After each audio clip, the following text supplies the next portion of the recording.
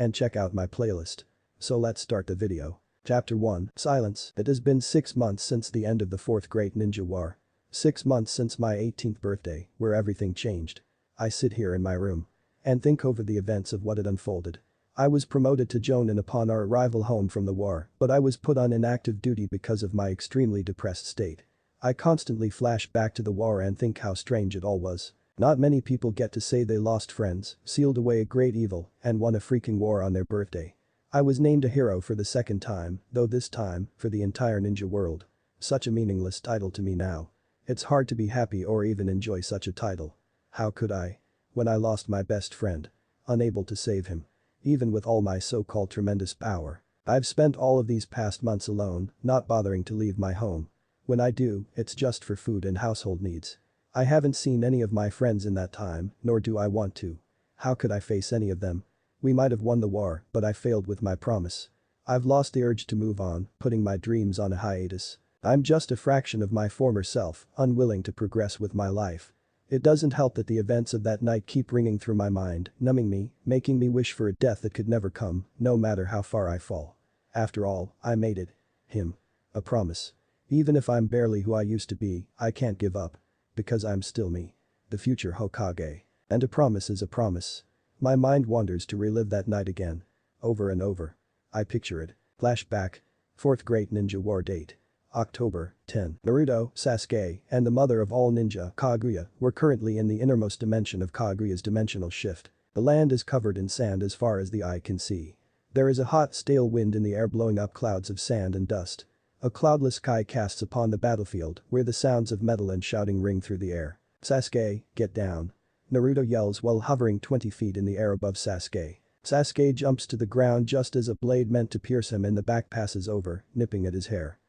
With her dimension, she can get behind us quicker than we can counter, Sasuke says while standing. Just keep on the move while I think of something. Naruto floats down to stand next to Sasuke. You come up with a plan. Don't make me, I'll start, Sasuke, but a long blade passes between them, creating a soft whistle through the air.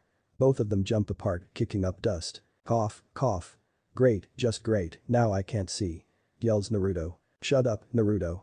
Yells Sasuke, keep your goddamn emotions under control. The dust settles to reveal Kaguya standing 10 feet across from Sasuke and Naruto, holding 2 more 2-foot blades in her hands. Their bickering annoys me. Please be silent while I kill you both, Kaguya whispers emotionlessly. Naruto grits his teeth and starts to hover above the ground. You know, you're really starting to piss me the fuck off, lady. Naruto clenches his fists, making his knuckles pop. Naruto, I just told you to keep calm. Sasuke says. If we let ourselves get out of hand, this fight is over for us. He's right, Naruto, just keep calm and we'll think of another trick to get within her defenses. Kurama says. Nine Tails, though, try not to be as retarded as to use a pervert again. Hey, that almost worked, so don't judge me. I'm supposed to be unpredictable. Naruto thinks. But you're right. Have any ideas? No, none of us do, the other 8 demons. But we might be able to use all of this dust to our advantage. Kurama says, getting a sly grin. What, like blind her? Naruto asks. Naruto uses his black chakra swords to block 3 more blades thrown by Kaguya. Naruto flies back 10 feet to gain some distance. You know she has the Byakugan, right? She can see through anything with those eyes. Naruto thinks with a sarcastic look on his face. Sasuke charges a Chidori and rushes in at great speed towards Kaguya. He jumps high into the air, using one of Naruto's chakra platforms to quickly change direction at flickering speed. Right as Sasuke is about to strike, Kaguya slips into her portal and vanishes from sight, causing Sasuke to smash into the ground, leaving a crater where his Chidori hit. She's so fast, my body can't keep up with her, Sasuke says. Sasuke turns to look over at Naruto, slightly irritated by his seemingly uninterested posture. You know, I could use your help with this, Naruto. Naruto blinks in realization. Yeah, I'm talking with Kurama about that, so could you give me a second? Naruto retorts while his left eye twitches in annoyance. Kaguya charges out from a portal behind Naruto, lashing out with her blade to slash him in the back. With no time to react, Naruto uses one of his chakra orbs to create a barrier between him and Kaguya. The strike causes a small explosion, sending Naruto flying to the ground face first. Wham. Yep. Really starting to hate this bitch. Naruto coughs while spitting up sand. Naruto. Can you still transfer chakra like you did with the army? Jayuki, 8 Tails, Asos. Well, yeah. Why? Asks Naruto with an eyebrow raised while deflecting another blade from Kaguya. Naruto dashes forward, weaving between oncoming projectiles as he flicks his hands together. Kage Bunshin no Jutsu. Naruto summons 3 clones. 2 float in front of the original to defend, while the third helps prepare a Rasengan. Sasuke, watch my back. Naruto yells over his shoulder. Sasuke retorts. Can you transfer chakra to non-living objects, and most importantly, can you use another person's chakra? Asks Jayuki, growing serious. Rasengan. Naruto makes contact with Kaguya, but it has little effect on her, and Naruto is sent flying back, hitting a dune of sand. Crash. Sand flies into the air. Naruto crawls out of the new crater, dusting himself off and wiping blood from the corner of his mouth. I have no idea. I'm doing my best just to double task here, and you're asking questions that I can't possibly answer. Screams Naruto. Yes, we can, but it requires full cooperation with whoever's chakra we are using. There's a catch in which the chakra donor loses all of their chakra, as well as we lose ours. We can give chakra in whatever amount is needed to whomever, but taking chakra is an all-in or all-out endeavor, Kurama informs. Boom. An explosion from Sasuke's Chidori and Kaguya's chakra and forced blades connecting sends Sasuke slamming into Naruto, causing both to be thrown to the ground. Kaguya is also sent flying back, but disappears by going into a portal. Ah. Damn it Sasuke, I'm trying to strategize here. Naruto yells, jumping to his feet and growing disc size, white chibi eyes and growing red with frustration. For the second time, dope, you couldn't come up with a good strategy if it bit you on the ass. Sasuke yells back, jumping to his feet with equal enthusiasm. Brrr. Just shut up, Sasuke. Jayuki has a plan and he needs your help. I'll let him tell the rest, Naruto says while he mind swaps with Jayuki. Naruto's eyes become the wide orbs of Jayuki. Wait, what? Sasuke asks. Sasuke, this is Jayuki, the 8 Tails. I need to use your lightning affinity for an all-out last-ditch effort to seal Kaguya. What do you have in mind? Asks Sasuke, raising an eyebrow. The large-scale chakra flash bang. States Jayuki. I see. To deal with that annoying Byakugan of hers, Sasuke says while smiling. I like it. But how will we accomplish this? With Naruto's ability to transfer chakra, he will send all of his chakra throughout the battlefield. The sand and dust in this area will be used as a container to hold the chakra from disappearing. It will also act as a conductor.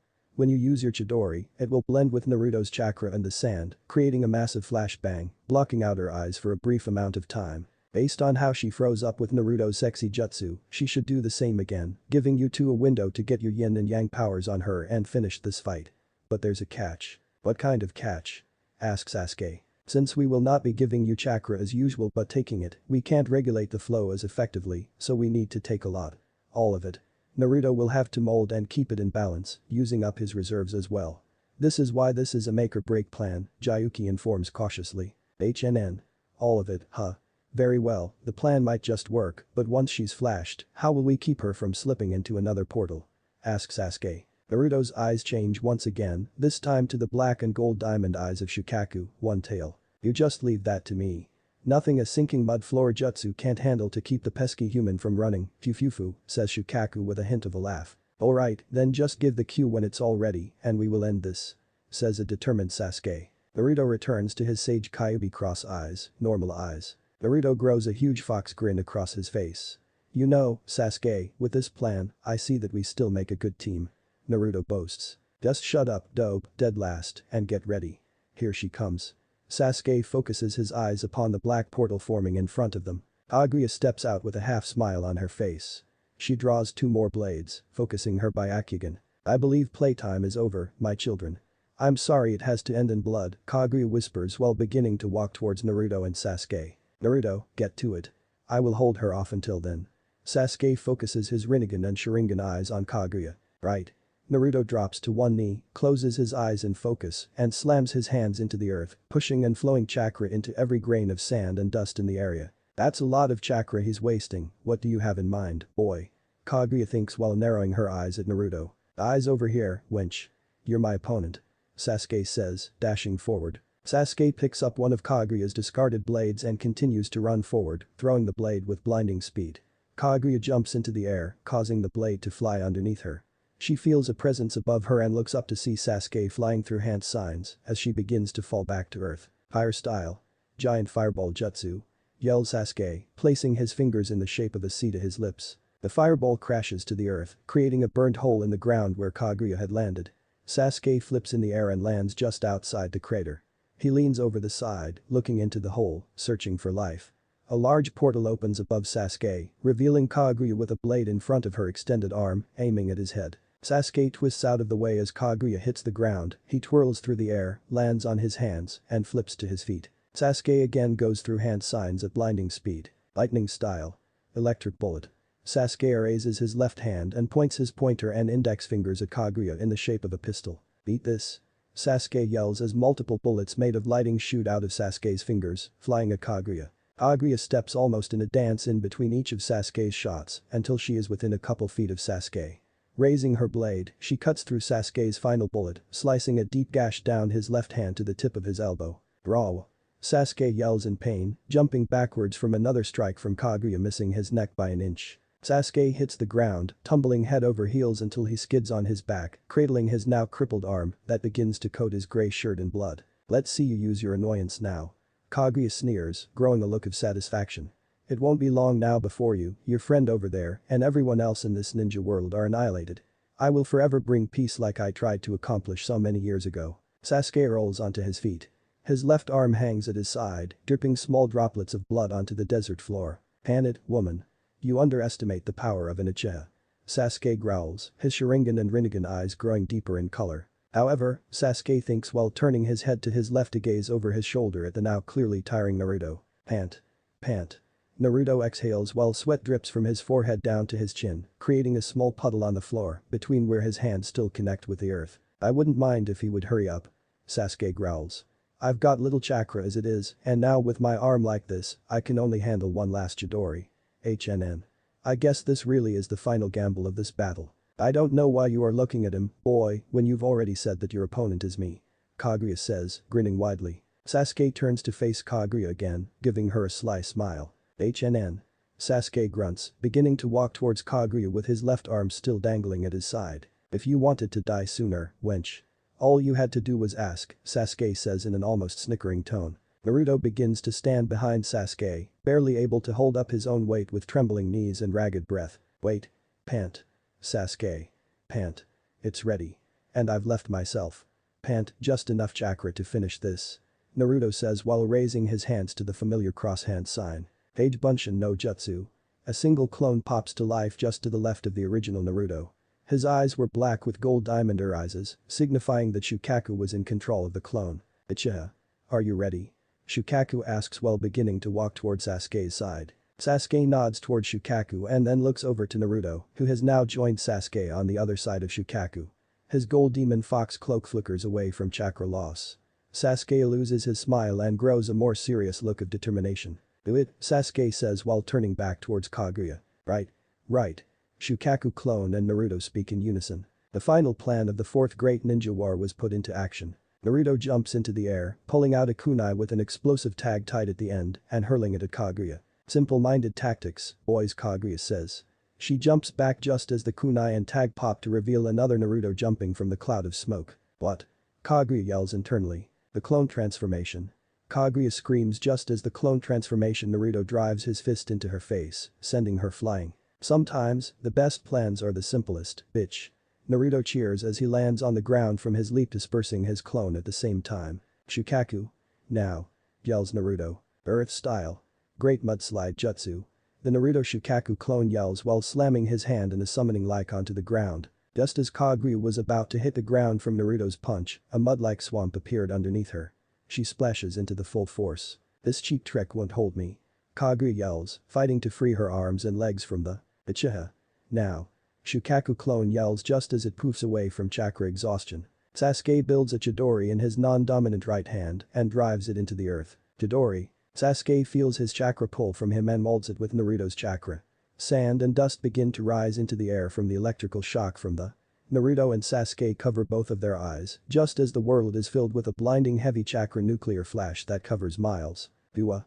Kaguya screams, clawing at her now blinded eyes with her one free hand, wincing and squinting in pain from the blast. Sasuke and Naruto jump into action and land on each side of the downed Kaguya. Seal. Seal. Both Naruto and Sasuke shout, slamming their yin and yang hands onto Kaguya's shoulders. Sasuke winces in pain from the impact and strain on his injured arm. A low, dim light shines from both Sasuke's and Naruto's seals and quickly grows in size, causing both to step backwards and shield their eyes. I think it wo Naruto is cut off as two large angels, each standing 12 feet tall, appear. One shrouded in light and glowing a hue of a beautiful platinum gold, the other shrouded in darkness, glowing with a purplish light. Sasuke and Naruto tumble backwards. The angels encircle Kaguya, spreading their arms in the shape of crosses. Get away from me. Kaguya screams, horror growing in her eyes as she starts to break free from her mud prison. Just as Kaguya was going to break free, the two angels swing their arms and hands together from their previously outstretched position. A loud clap sounds and a beam of light shoots from the ground, covering Kaguya. Sealing art. Heavenly prison. Both angels weave their fingers together into their still clasped hands. Lock, both angels say as the light floats Kaguya up, causing her to hover a couple feet in the air. Kaguya twirls and spins in the air, trying her damned best to get away. She even tries to open her portals to flee to another dimension, but they are quickly dispelled by the light surrounding her. I will not lose. Kaguya hollers, growing a devilish-like face and red Byakugan eyes. I am the god of this world. The light around Kaguya begins to turn from its original gold to a dark black. Seal. The angels pronounce. In a matter of seconds, the black light surrounding Kaguya begins to compress and shrink, crushing her. Smaller and smaller she became. The cracking of her bones and the contortion of her body almost made Naruto wince in disgust. Almost. Ooh. Kaguya hollers in pain. She was now the size of a basketball and she continued to be crushed and shrunk. Finally, she was the size of a marble. The marble then shimmered and glowed and appeared to be stone, with the kanji for sealing appearing on the outside of the marble. It falls to the ground with a light tap and bounces on the desert floor. Seal complete, the angels say, now bursting into a bright light and disappearing from sight, leaving a glittering dust in the air. Well. Damn. Naruto says with wide eyes at the gruesome ceiling. That was badass. Sasuke was at a loss for words at the moment, choosing to just fall to his back, exhaustion finally catching up with him. Naruto looked at him and smiled and fell face first onto the floor, also allowing his tired body to finally give in to the need for rest. Told you I can come up with a plan, Naruto said in a very tired voice, lifting his head to look over at Sasuke. Wasn't even your strategy, you idiot, Sasuke says with droopy eyes, trying to stay conscious. Yeah, whatever. We won though, Naruto says, sitting up and looking around at the vast desert land while his hair blows slowly in the warm breeze. Sasuke asks Naruto, looking at him curiously. For God's sake, what? I'm trying to rest. Sasuke demands, clearly irritated. How do we get home? Naruto asks, raising an eyebrow. Sasuke opens his closed eyes and stares at the sky with a lazy look more suited for Shikamaru. Fuck. Sasuke whispers, a chibi sweat drop appearing on both boys' heads. Naruto and Sasuke are interrupted as the ground begins to shake very violently, creating deep trenches and cracks into the earth. Sand pours like waterfalls into the new cracks, causing Sasuke and Naruto to start to slide with the flow. What the hell is happening? Naruto screams over the roar of the shaking ground. Naruto and Sasuke jump to their feet, fleeing to an open area where no gashes in the land have formed yet. The stone marble ceiling Kaguya flows with the sand and falls down into the seemingly bottomless gorge. The dimension must be collapsing in on itself now that Kaguya is unable to hold it together. Sasuke says, falling to his knees and gasping for air, still exhausted. Damn it, our bodies can't take this. We're out of gas, says Sasuke as he begins to stand. Naruto and Sasuke barely miss being sucked into a newly formed crater by jumping into the air and landing on a sand dune. They tumble and slide to the bottom, gasping for air. We can't keep this up. Pant, where do we go? Pant, even run to? Pant, there's nowhere to go. Asks Naruto, trying his best to catch his breath. Lightning and storm clouds clash in the sky, causing loud booms of thunder to ring out. Lightning strikes the land over and over, creating fires upon the sand. The wind has turned violent and the rain comes down sideways, stinging their skin on impact. Damn, I guess it really is destroying itself, says Naruto in a somber tone, just sitting and watching the havoc. I always pictured what the end of the world would be like. But I never imagined this. Naruto rolls to his side to avoid a lightning strike, landing on his back. He stares into the downpour of rain and hail. To think I would die here of all places, Sasuke says, deactivating his Sharingan. What? Naruto shouts, jumping to his feet and flailing his arms about. We can't die here. I still have to become Hokage and change the world. And what about you? You said you were going to become Hokage and change the current ninja way. Sasuke stands and looks at Naruto somberly, an almost regretful look in his eyes. Naruto, make me a promise. Naruto looks at Sasuke with a raised brow. Sure. Says Naruto. Promise me that you will become Hokage. And that you will keep what happened to the Uchiha from happening to any other family. Promise me you will change this world and make it a better place so young kids don't follow the path I did. Keep those kids safe and help them find the light. Promise me this, Naruto. Naruto grows serious and brings his curled fist to rest over his chest and a trash jacket above his heart. I promise, Sasuke. On my ninja way, Naruto says, closing his eyes and bowing his head in acceptance of the promise. He looks back up with another questioning look. Why the promise though, Sasuke? You act like you aren't going to make it out of here. Naruto squints his face into a forced foxy smile, beginning to dread what Sasuke is implying. Naruto, we are both low on chakra. There's not a lot left you nor I can do. But I might have just enough to create a portal with my Rinnegan. Sasuke forces the last of his remaining chakra to his eye, activating his Rinnegan. Blood flows from the eye down his face and drips from his chin. I have just enough, but it will be a small portal, says Sasuke, turning and smiling a sad look at Naruto. That's great. Shouts Naruto, jumping and waving his arms in joy. Do it and let's get out of here. See, and you thought we were going to die. The sky cracks, the dimension is at its last couple seconds. Wind howls in the air as rain, snow, hail, and sand fly at hurricane speeds.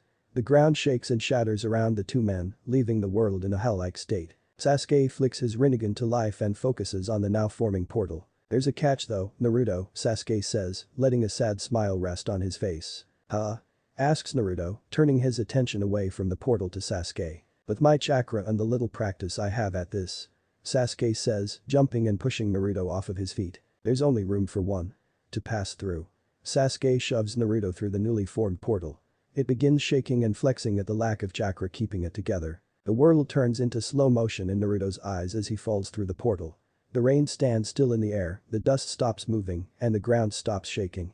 All Naruto sees is Sasuke's face as he lands on the other side of the portal and watches as the world on the other side of the opening fades. Sasuke's face wobbles and distorts with the closing portal. HN. I never said we were going to die. I said I was. Dope. Sasuke whispers. And with that, the portal closes. Sasuke was gone. Naruto lays across the floor of the old battlefield in the real world, staring at where the portal used to be. His eyes are wide and his breath is slow and shallow.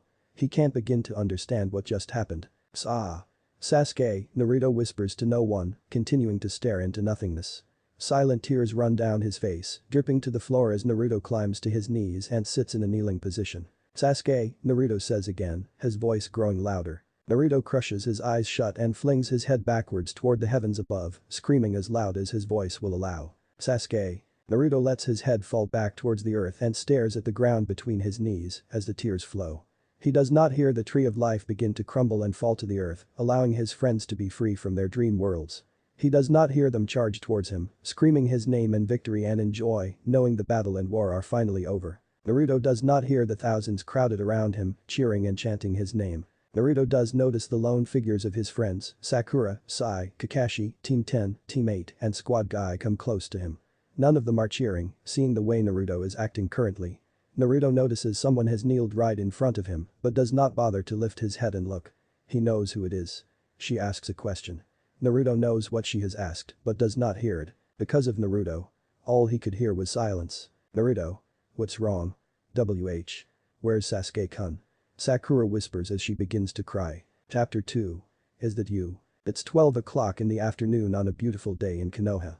The sun is shining, with birds chirping as they fly in the sky. There is a cooling breeze in the air, keeping the day pleasant. Shopkeepers and customers are making commotion in the streets with laughter and casual talk. These sounds are heard through the window of apartment 4A, a very new apartment with a reconstruction of the Hidden Leaf Village. This apartment in particular did not smell new, however, as it was filled with trash, ramen cups and soda cans littering the floor. There is a stereo on a dresser, playing music off of an MP3 connected to two large speakers. Clothes pile out of the drawers in the dresser, showing that the owner does not fold his clothes. The plants in the corners of the four-wall room have long been dead from lack of water. In the left corner next to the window lies a bed, unkempt and tattered. The young man lies in this bed, listening to the commotion outside, while waiting for the next song to pop on from his MP3. His hands lay behind his head as he rests on his back, the crumpled sheets of his bed used as a footrest. He is dressed in a black muscle shirt and tan cargo shorts. His hair is wild, more resembling his father's after keeping it uncut for so long. The stereo hisses to life as the next song begins to play. Do you ever feel like breaking down? Do you ever feel out of place? Like somehow you just don't belong and no one understands you? Naruto's eyes flicker open into half slits as he stares at the roof. His fan twirls slowly above him, keeping him cool. Naruto turns his head while still on his pillow to stare at the mid-size stereo. Simple plan, huh? He grumbles in his half-asleep state. Naruto rolls up from his laying position to sit on the side of his bed staring out the window at the birds flying high. The song continues to play in the background. Do you ever want to run away? Do you lock yourself in your room? Naruto gets up off his bed slowly, his joints pop and creak with the movement. He lazily steps through the trash-littered floor to his dresser, almost falling twice from a misplaced can of soda and ramen cup. Naruto picks up his MP3 and clicks the pause button. With the radio on turned up so loud that no one hears your screams. Pause. Sigh.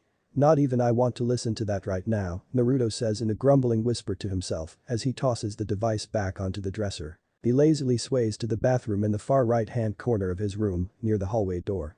Naruto pushes the door open and it creaks from the unoiled hinges. He flinches from the noise and shivers. "God, I hate that freaking sound," he says more loudly than needed as he walks to the sink and looks at himself in the mirror. Sighing, Naruto pulls out his toothbrush from a cup next to his sink and runs it under water as he yawns and rubs his eye.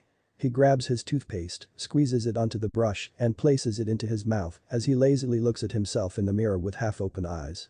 He brushes his teeth while his thoughts wander elsewhere. It's been 6 months and 2 weeks tomorrow. Since that day, Naruto has been thinking, continuing to brush his teeth. I wonder what everyone's been up to. Do they miss me at all? Naruto's friends had stopped banging on his door and blowing up his phone after about the second month of his new hermit lifestyle, choosing to let him be for the moment while hoping he came around soon. He hadn't heard from anyone since then. Back then, he never communicated back, just looked at the texts and missed calls, letting the chime of his phone go unanswered. Listening to the yelling through the door of his friends try to get him to come out. But never saying anything back. Maybe it's about time I ran to the store for this week's groceries. I am starting to run low on ramen, Naruto thinks, swishing the brush in his mouth. Maybe I should get some fresh air. Maybe take a walk around town. It's been 3 weeks since I last left my apartment. Even then I was gone for like 15 minutes while I got food from the 24-hour market. He pulls the brush from his foaming mouth. Spit, yeah. A walk doesn't sound too bad. He says to himself, growing a small smile, one so small you would miss it if you weren't looking for it. But it was there. Naruto washes his brush and walks out of the bathroom over to his dresser. He pulls the top drawer open, allowing 2 shirts to hit the floor. Naruto picks up a gray zip-up jacket with a thick hood. Throwing it on over his muscle shirt, Naruto grabs his MP3 and earphones before heading to the front door. He grabs his shoes and slips them on, clicking the buttons in place to secure them to his feet. Naruto turns to the counter at the front door, grabbing his keys and the medium-sized frog wallet, holding the last of Naruto's savings. Sigh, almost out of cash, eh bud? Naruto asks for the wallet as he bounces it in his hand, feeling the weight. Guess I'll need to. Naruto stops, growing a sad look in his eyes as images of his friends and fellow ninja flash through his eyes. Start doing missions again. He throws the wallet into his cargo shorts pocket, then picks his phone up and places it in the opposite pocket with his keys. He steps out the front door and locks it before turning to face the somewhat crowded street with kids and villagers walking and jogging to get to their destinations. He flicks the hood of his jacket over his head, concealing his eyes, then places his earphones in his ears and turns his music on as he begins to walk in the direction of the market. He places his hands into the pockets of his jacket, keeping his gaze at the ground. What all do I need from the market? Naruto thinks as he weaves in and out of the traffic of people at a casual pace. The village looks well. Coming along nicely, almost completely rebuilt. Naruto rambles in his thoughts, never answering questions he asks himself, only jumping from topic to topic. He continues to ramble in his thoughts, not realizing he had passed the right-hand turn to get to the market some time ago. Coupled with the music and his wandering thoughts, Naruto was in his own little world, walking to wherever his body took him. Naruto does not realize he has wandered into the large shopping and merchant district of Konoha. Continuing to weave through the growing crowd of people in the street, he leans his head to the side in thought. I should tell Bachan to reinstate me into active duty. But, am I ready for that? Will I ever be? Even if I choose to go see Bachan, that's a conversation I'm not looking forward to. Naruto sighs and speaks out loud. All the questions she's going to ask, and the fact that she will probably tell my friends to keep an eye on me at all times, just so I don't try something stupid. Ugh. I don't want to face any of them yet, anyways. I'm not ready. What the hell am I supposed to say to them? Naruto huffs. Thanks for letting your family, friends, and loved ones die to protect me in the war, guys. We are still cool though, right? Naruto mentally asks himself sarcastically. And there's Sakura-chan. Naruto lowers his head even further as he walks, staring at his feet. Sakura had been one of the first people to reach out to Naruto after the war, trying to show that she didn't hate him for what happened. Though Naruto would never believe her shouts through the door. Eventually, just like the rest of the Rookie 7, excluding Naruto and Sasuke, and the rest of the team guys. She gave in, hoping he would seek her out in time. The last contact he'd had with Sakura was a text message after one of her yelling fits at Naruto's front door to let her in. All it said was, "When you're ready. Come see me, Naruto. We need to talk." That was 4 months ago.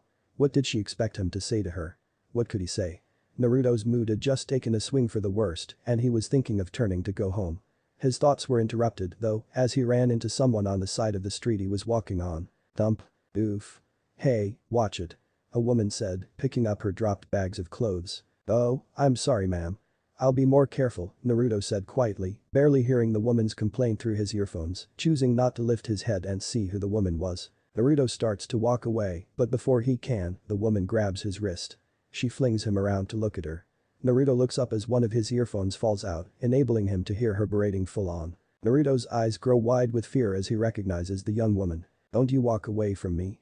You can't just run into someone like that and you." She stops talking dead in her tracks and slightly loosens her death grip on Naruto's wrist. "Nah. Naruto?" the woman asks, her voice growing soft. "I know," Naruto whispers, taking a step back in shock. Ino is wearing an orange form-fitting shirt with a purple flower emblem located over her left breast. She has black plain leggings on, with black casual flip-flops. Her hair is tied in her usual ponytail with her right eye being covered by her bangs. At her feet are multiple bags from her recent shopping trip. No. Naruto mentally screams at himself. "Why? I said I didn't want to see anyone and even if I did. Why? Oh holy hell, why was it Ino she lost her father and her love, Sasuke, because of me? Oh god, she probably hates me. I have to get out of here."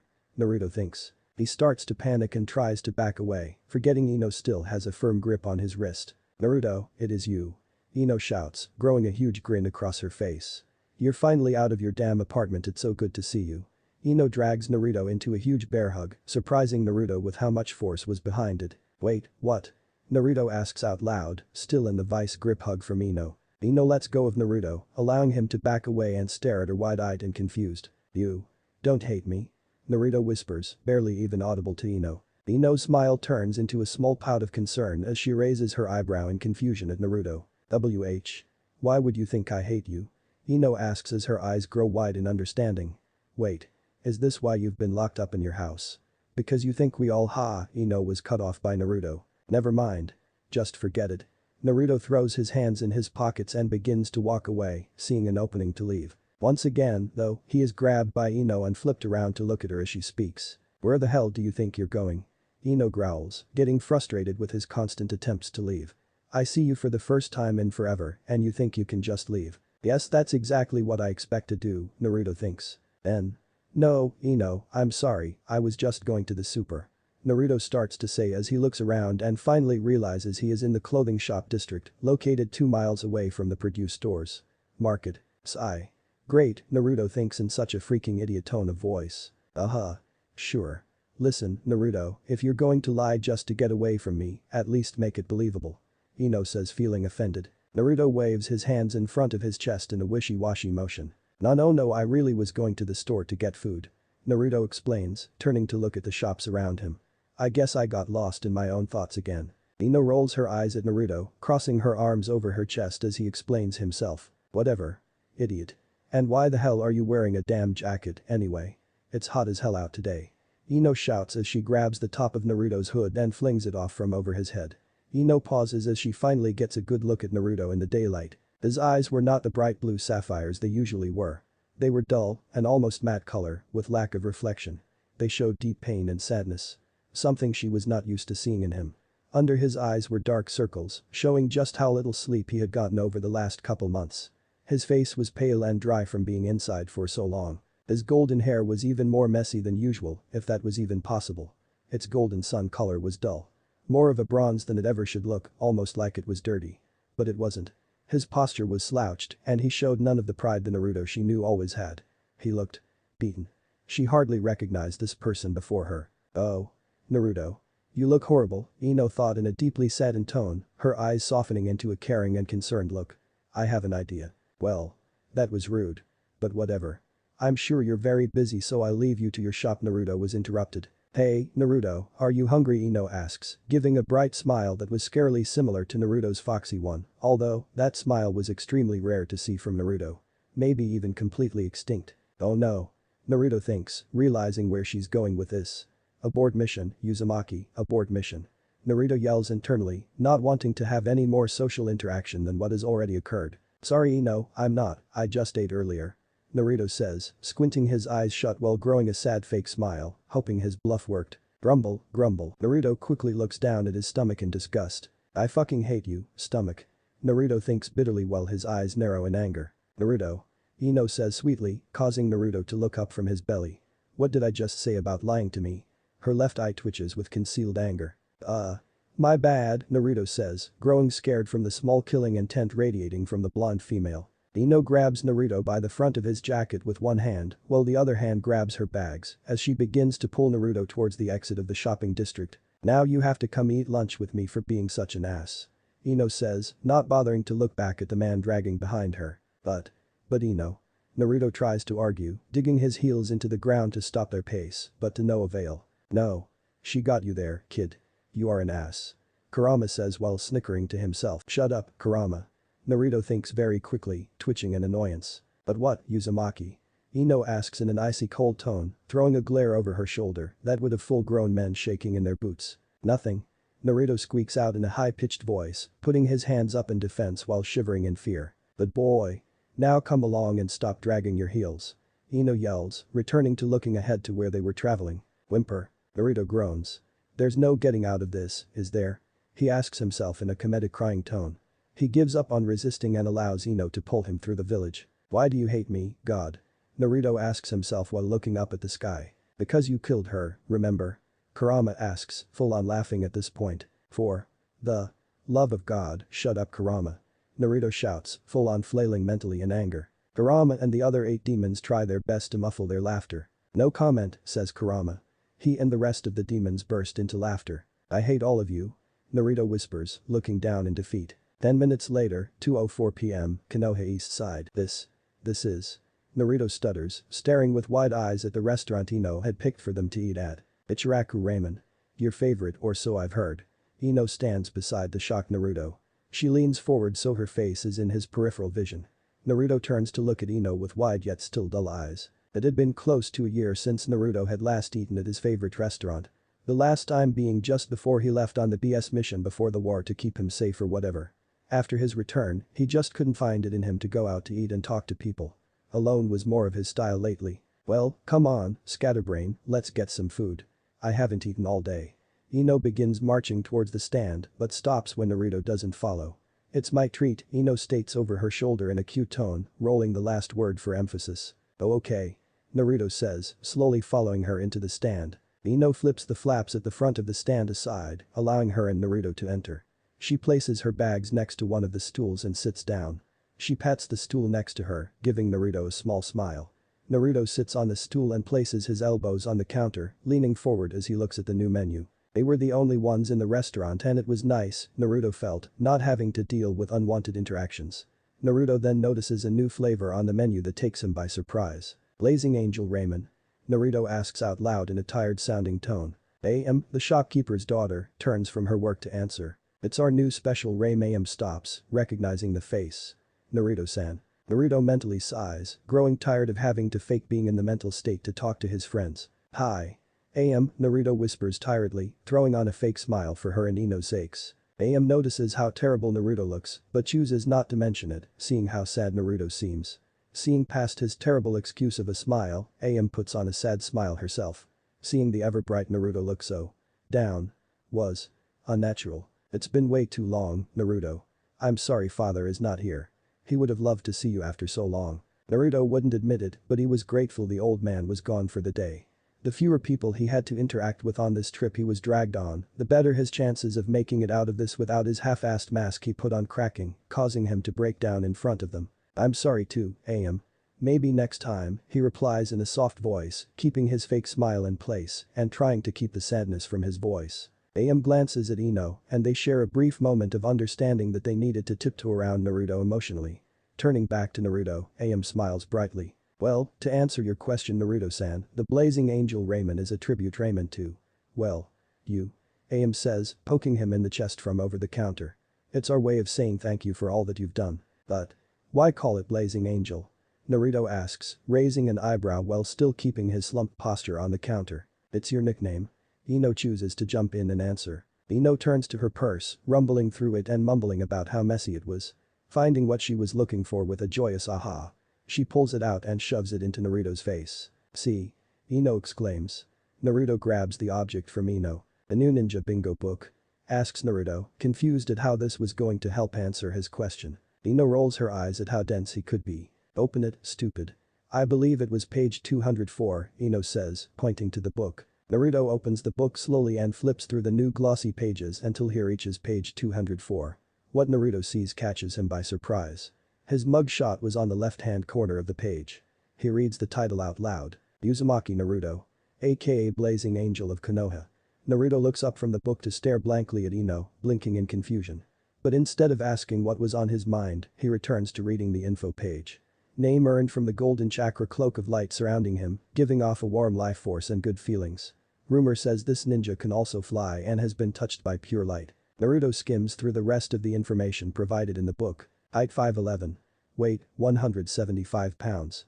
Eyes blue. Hair blonde. Naruto looks up from the book, stopping his reading mid-page with an open mouth and a glazed look of wonder in his eyes. They put me in the bingo book. And they think I'm an angel, Naruto asks in disbelief at his new chosen nickname. No, they don't think you're an angel, stupid. They just think you look like one. And if I do say so, myself. It fits well with that golden glowing chakra thing you do, Ino says happily. And we loved the name so much we put it on the menu. Am says, giving a thumbs up towards Naruto. Naruto closes the book and looks at the cover with curious eyes. That's it. Cool.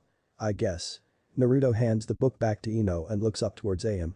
I'll have regular Mizo ramen, though, Naruto says, returning to his quiet tone of voice. Am and Ino share another glance of understanding, he really is not his usual self, before Ino also orders. I'll have the same, please, Ino says, trying to stay upbeat after how Naruto blew off his recognition from the ninja community. Am nods and turns to begin cooking their meals, humming a soft tune as she works. Ino turns to place the book back into her bag. She returns her attention to Naruto, who is staring at the countertop, obviously lost in thought. She grows a small grin and grabs his attention with a slight giggle. You know Naruto, you should be excited. Being put into the bingo book and given a nickname is a huge honor. It means that the ninja world has recognized you for your power and abilities as a ninja. Ino studies Naruto's face, hoping the new information would bring some happiness to his features. Who cares, Ino? Naruto says bitterly, still staring at the countertop. None of that shit matters anymore. Ino looks at him in shock, not believing what was coming from his mouth. What do you mean, who cares? You freaking care. Ino grows quieter. Don't you care? You love being recognized by people.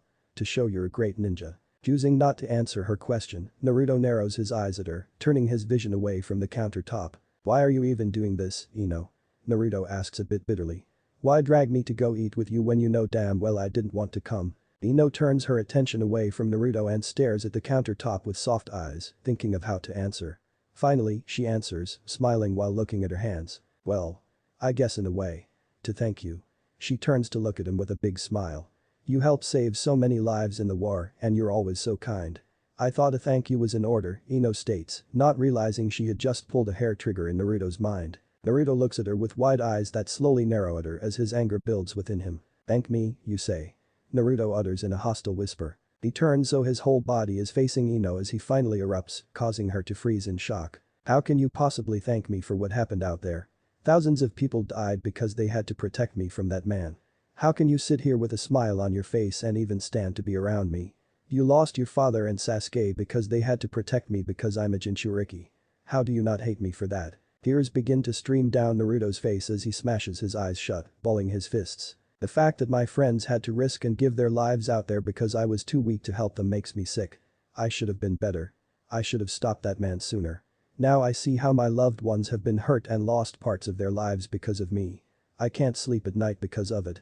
I don't know how to even fight back against these feelings. The worst part is I don't even know if I ever do go back out in the field as a ninja. If I could take it. I hate myself for letting all those people die. And you should too. Smack. Naruto's face turns sideways as the tears on his face are flung to the floor, a red handprint on his right cheek. Ino's hand was outstretched as she looked at the floor, shadows keeping Naruto from seeing her eyes. She trembled with what seemed like rage. Yet spoke very softly. How dare you?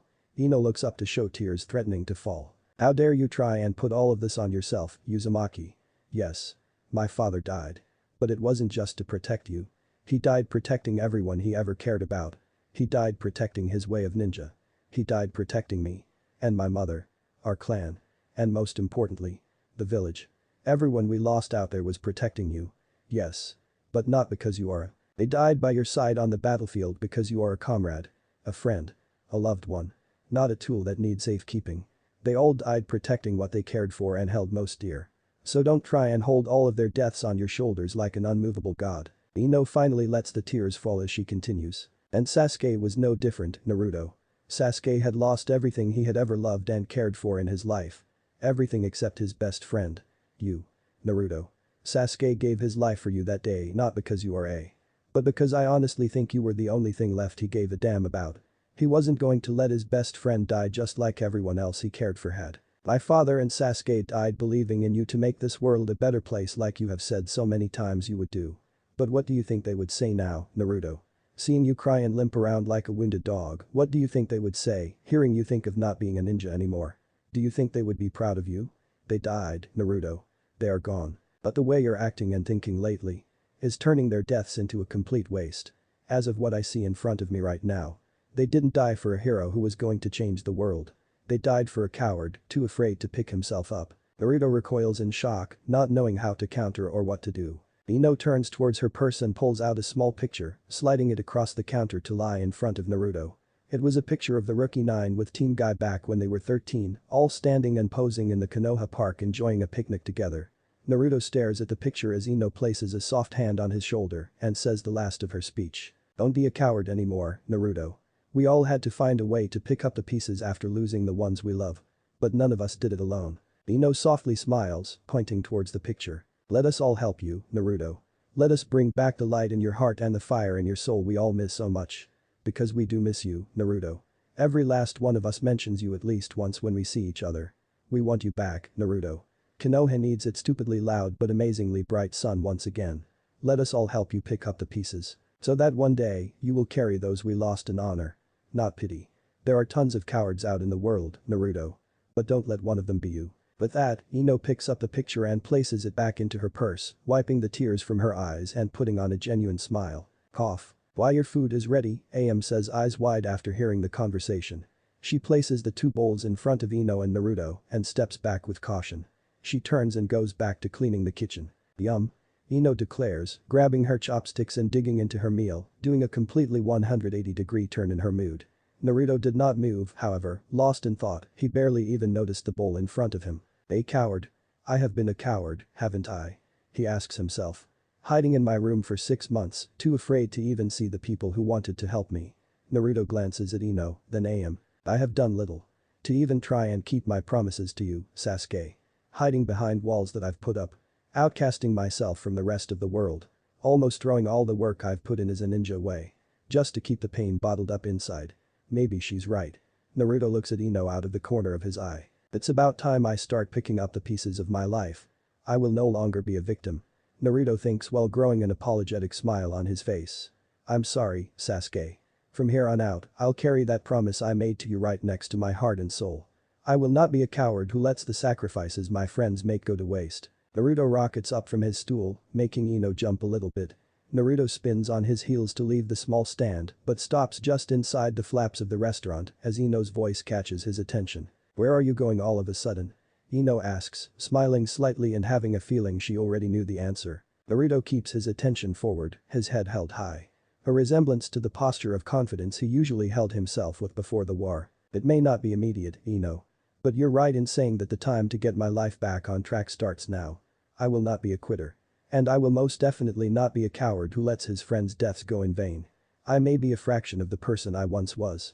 But the rebuilding starts now. Ino smiles wide and crosses her arms over her chest and folds a leg over the other in a relaxed sitting position. You didn't answer my question, idiot.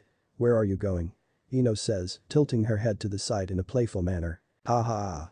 Naruto gives a soft laugh as he turns to look over his shoulder. Naruto's eyes hold a confidence that seems misplaced in his still dull eyes. Ino, however, felt at home, so to speak, seeing the look on his face once again. I'm going to the Hokage's office. It's about time I got reinstated. Naruto says with a small smile. Oh. And thank you. With a grand gesture, he turns his attention once again to the opening of the restaurant, flinging his arm up to smack the flaps away confidently and with a step forward into the crowded street. He was off. Ino continues to stare at the opening for a couple of seconds with a smile before spinning on her stool to finish her meal. AM steps forward and leans on the opposite side of the counter in front of Ino. He might just come back to us after all, AM says, looking at the entrance with a wide smile. Oh, he'll find a way to get back to normal eventually, Ino says before taking a bite of her ramen and swallowing. All he needed was a little push. AM nods, turning her attention from the entrance to Ino. You're awfully nice to help a guy get back on his feet. AM grows a mischievous smile. Do you happen to like Naruto? She leans forward to get closer to Ino. What? Ino shouts, recoiling in shock. No. We are just friends. Ino shouts, a slight pink blush to her cheeks. AM squints her eyes in a knowing look and chuckles under her breath. Whatever you say, Ino-san, AM says in a teasing tone. No, really. I just have the resources and abilities to help out an old friend. Ino cries with a growing blush. As a matter of fact, I have another idea to help his progress even further. Ino says, grabbing the phone from her bag and sliding her thumb over the screen to unlock it. Oh. And what is that? AM asks curiously, leaning over the counter even further to see what was on the screen. Hee. Oh, AM. Just another friend of Naruto's who needs to get her ass in gear. Ino slides through her contacts. Landing on the one she had in mind, Ino grows a wide grin. This will definitely help Naruto. She says as she begins to type a text to the contact. AM sees the name on the upper part of the text message and grows a wide grin as well, finally understanding what she meant. Chapter 3. Am I ready? It had been a wonderful day for Tsunade thus far. The sun was bringing a warm heat over her through the multiple windows surrounding her office. She was having a very slow day when it came to paperwork. As such, she was enjoying the relaxing ease she could take in filling out the small piles of paper. She looked up to glance at the clock by her desk that read 2:52 p.m. and then looked out over the clock to gaze fondly at her office, smiling. Her new office as of the rebuilding of the village smelled welcoming. The plants by the entrance to her office and the shelves by the windows held small, fresh flowers that gave off a sweet scent which helped lift her spirits. Her office was almost twice the size of her old one, which gave her freedom to move around more and feel less cramped. Shizune was currently out of the office running small errands for herself out in town. This helped lift the weight of the world off Tsunade's shoulders even further, not having to listen to Shizune bicker about her so-called slow paperwork mentality today. Though with how things had gone over the last few months, it was hard to find Tsunade in a bad mood these days. But the formation of the Ninja Alliance, Tsunade's life as Hokage had become so much easier. The paperwork and her stress were cut into fractions, with the help of the other 4 great nations keeping the lands in order. The ninja world was on vacation, so to speak. Ninja were still needed though, as even in the most peaceful of times, there was always somebody trying to bring the world crashing down. Thus, the mission requests kept coming in at a steady pace to the Hokage's office, but they were no longer pouring off of her desk like before the war. Life was good. Tsunade set aside a mission report she had just signed, took a deep breath and smiled to herself. "God, how I love these quiet days." Tsunade thought to herself, leaning back in her chair and closing her eyes in relaxation. There is nothing that could possibly ruin this day. Wham! The side window to the office slings open, rattling the window loudly. Tsunade jumps 5 feet out of her chair in shock. A figure lands just on the inside of the window, placing his hands on his hips and shooting his chest out in a hero-like pose. Ian. I'm back. The large heavy scroll pegs the figure smack dab in the middle of his forehead, flinging his head backwards. He falls backwards out of the window and lands flat on his back on the roof outside. Tsunade pulls her arm back at her side after heaving the scroll. Red-faced with embarrassment from having been so easily scared, Tsunade starts to shout. "Who the hell do you think you are, barging in her without warning like that?" Tsunade slams her hands onto her desk, making a loud bang and cracking sound. She flicks her eyebrow upward with a questioning look as she finally catches what the intruder had said. Wait. Did he just say Bachan? Tsunade thinks as the figure starts to crawl back through the window. Naruto slumps his body over the window and falls face first onto the floor, grumbling something about how much that hurt. He slowly lifts himself from the floor and catches himself from falling over from the dizziness caused by the headshot. Finally, he steadies himself on his feet while facing the open window. He turns his head to the side to look at his attacker. Rubbing his forehead while shooting daggers at Tsunade, Naruto closes the window. "What the hell was that for?" Naruto shouts, not happy at all with his new knot. "Haven't seen me in half a year and you try to clear my head from my shoulders." Naruto marches over to the opposite side of her desk while still rubbing his sore head, clearly not seeing the shock written all over Tsunade's face upon seeing him finally out of his apartment. Tsunade continues to stare at Naruto with open shock written on her face, not knowing what to say or do. Blocking out the irritating shouting coming from the blonde male in front of her, Tsunade chose to rather take in how Naruto looked. She didn't like what she saw. At all. "You look like shit, Naruto," Tsunade states, interrupting Naruto from his banter with a blank stare and flat tone. "You barely look anything like what you used to. You look half dead." "Gee. Thanks." Naruto says with saddened eyes and slumped shoulders, watching as Tsunade walks around her desk towards him. "Nice to see you, as well," he says sarcastically with a twitch in his left eye. He was about to say something else, but was interrupted by a bone-crushing hug from Tsunade. Naruto looked slightly down with wide eyes at Tsunade, seeing she had a smile on her face and eyes closed happily. He smiled softly and raised his arms to hug her back, squeezing her lightly while letting his previous thoughts drift from his mind. Tsunade steps back and looks up at the now taller man, letting her eyes fall softly onto his dull blue ones. Turning on her heels, she walks casually back to her side of the desk. "You're still out and annoying as hell, I'll give you that, but I guess no matter what. That will never change, huh?" Tsunade flops into her chair and crosses her legs. "It's good to see you, kid." Tsunade stared at Naruto for a brief moment before continuing. "Now, Naruto. Why did you barge into my office and ruin such a nice quiet day?" she asks, placing an elbow on her desk and resting her chin on her palm. Naruto blinks a few times, realizing the extremely rare mushi-gushi moment from Tsunade was over and it was time to get back to business.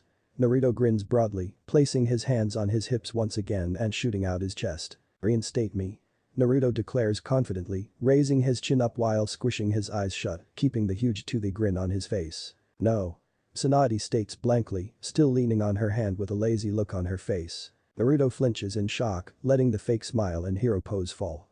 His attitude takes a complete 180-degree turn.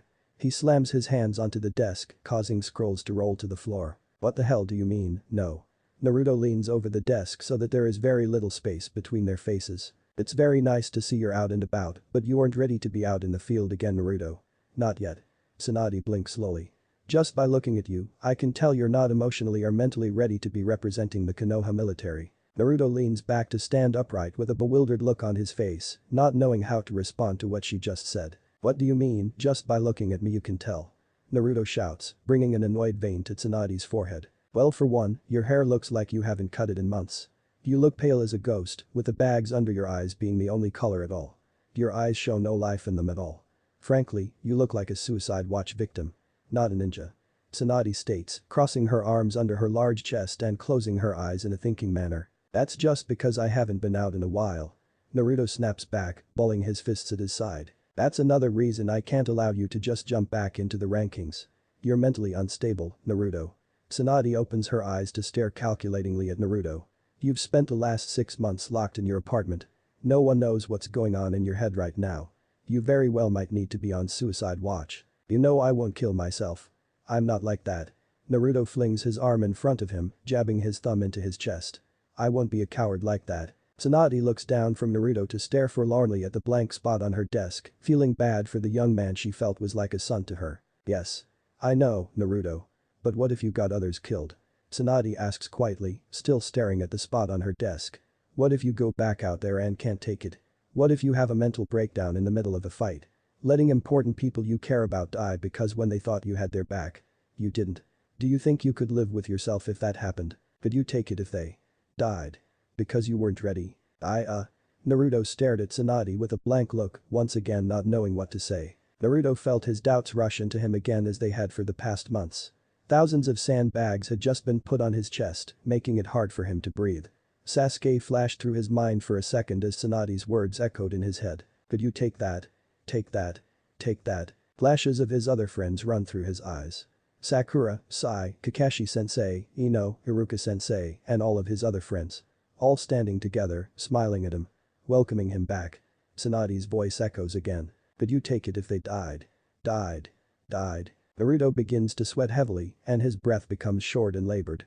His body begins to set into a panic attack as more flashes of his friends' bloody and mangled bodies go through his mind. "Could I handle it?" Naruto asks himself, clenching his gray jacket above his heart. "Naruto?" Tsunade asks, growing worried by Naruto's sudden silence. Broken from his thoughts, he looks back up from the floor to stare at Tsunade. His mouth felt dry. Like he was drowning in sand. He felt the urge to turn and run, to not have to face the onslaught of questions any further. Could you do it, Naruto? Tsunade asks him once again. She sits upright to study Naruto, waiting for his response. I don't know, Bachan. Naruto finally answers in a labored whisper. I just don't know. But I won't ever know. Unless I try. I do know that at least. His hand drops from his chest. He regains a slight air of confidence, gazing at Tsunade with solid dark blue eyes. No longer showing the doubt that lay hidden away within them. Tsunade grunts, letting a small smile grace her face. Interesting answer. She gives Naruto a slight nod. Not the one I was looking for. But interesting nevertheless. Tsunade lets her arms drop from the crossed position under her chest. Leaning forward, Tsunade pulls a drawer open just to the left of her feet. She reaches in and pulls out a small, sealed shoe-sized box and places it onto her desk. The box was very bland and seemed to be made from cardboard. The only distinguishing features were the words for safekeeping written on the side with Sharpie. Both Naruto and Tsunade look at the box silently, contemplating it, but for different reasons. I'll make you a deal, Naruto, Tsunade says looking up at him while picking the object up and placing it into her lap. I'll allow you to be a ninja once again. Naruto starts to grow a wide open-mouthed grin, giggling out loud. However, Tsunade adds, making Naruto drop his smile and look at her with a questioning look. I require you to do two very important things before I do. Go on. Naruto says, raising an eyebrow and glancing with calculating eyes between the box in her lap and Tsunade's face. First, I want you to get a haircut and clean yourself up so you look like you're not dead on the inside, Tsunade says with a joking tone. The second. I want you to see a mental doctor. A therapist. The therapist, Naruto shouts, stepping back with a disgusted look on his face. I'm not going to go spend my time with a doctor while they pick my brain like I'm crazy. I crazy. Oh, yes you will. Especially if you ever want to put on a leaf headband again. Tsunade gives him a mocking smile. And I know you weren't crazy. Stupid, yes. But not crazy. Naruto's muscles tighten at her words, wanting to be given his headband back and wear it with pride. He straightens his stance to be more upright and grows a look of contempt. Fine. Naruto says with a hiss in his voice. But I won't like it. Tsunade brings her eyes closed and gives Naruto a big grin, happy to see he was so willing to earn his forehead protector back. Good. Tsunade says, still keeping the smile on her face. But don't think of it as a reoccurring thing. You only have to do it once. I just want a specialist to take a look at you. Pick your brain, as you say, to see if you are mentally healthy enough to be reinstated. Think of it as a test. Not a doctor's appointment. Tsunade gives a mocking laugh. A test. That I only have to do once. Naruto asks, liking the sound of it. Deal. Naruto extends his right arm, spreading his hand wide. Tsunade stands from her chair, raising her arm as well. She clasps Naruto's hand in hers, shaking it firmly. Deal, Tsunade says while shaking his hand. Now if you will excuse me, I must go schedule your appointment and run some errands. She lets go of Naruto's hand, picking up the box as she begins to walk to the door. She turns to look over her shoulder as she grasps the handle to the front door. I'll schedule it for 6 o'clock later today, so don't be late. She opens the door. Wait, why so early? Why not tomorrow? Naruto asks, completely baffled with how busy this day was getting. And what the hell is with that box? The sooner the better with these kinds of things. Or do you not want to be a ninja? She retorts, now stepping through the door and turning to clasp the handle again. Oh, but I know that you do, so just remember to not be late, Naruto. And the box. Well, that doesn't concern you. With a wide smile stretching across her face, Tsunade pulls her office door closed and turns to walk down the hall, pulling the box to sit in her hands right in front of her face. She stares at the object with a small smile. Yes. Not of your concern. Yet Tsunade thinks, still walking down the hall on her way to the hospital. Naruto was still standing in his spot in front of Tsunade's desk, but now looking at the clock above the window behind her chair. The clock read 3:04 p.m. GWAHH. Naruto grunted out loud, grasping at each side of his head with his hands. This day is turning into the busiest fucking thing ever. He yells, still staring at the clock while pulling at his hair. What am I even supposed to do for 3 freaking hours? Naruto asks himself out loud, letting his arms drop while resting his body in a slouched standing position. Sigh. Well. It's not like this day could get any busier, he mutters grumpily as he lazily walks to the front door of the office. Ding-ging dingling. Ding-ging dingling. Naruto's phone starts to ring and vibrate in his shorts pocket, making him stop in his tracks in front of the office door. He lazily reaches his hand into his pocket and lifts the device out and brings it up so he can read the contact name. Naruto's eyes grow wide and he takes a big dry gulp as fear begins to grow in his stomach. His hand begins to shake, barely able to hold onto the device in his now sweaty palm. The picture of his caller on the screen was one he knew all too well.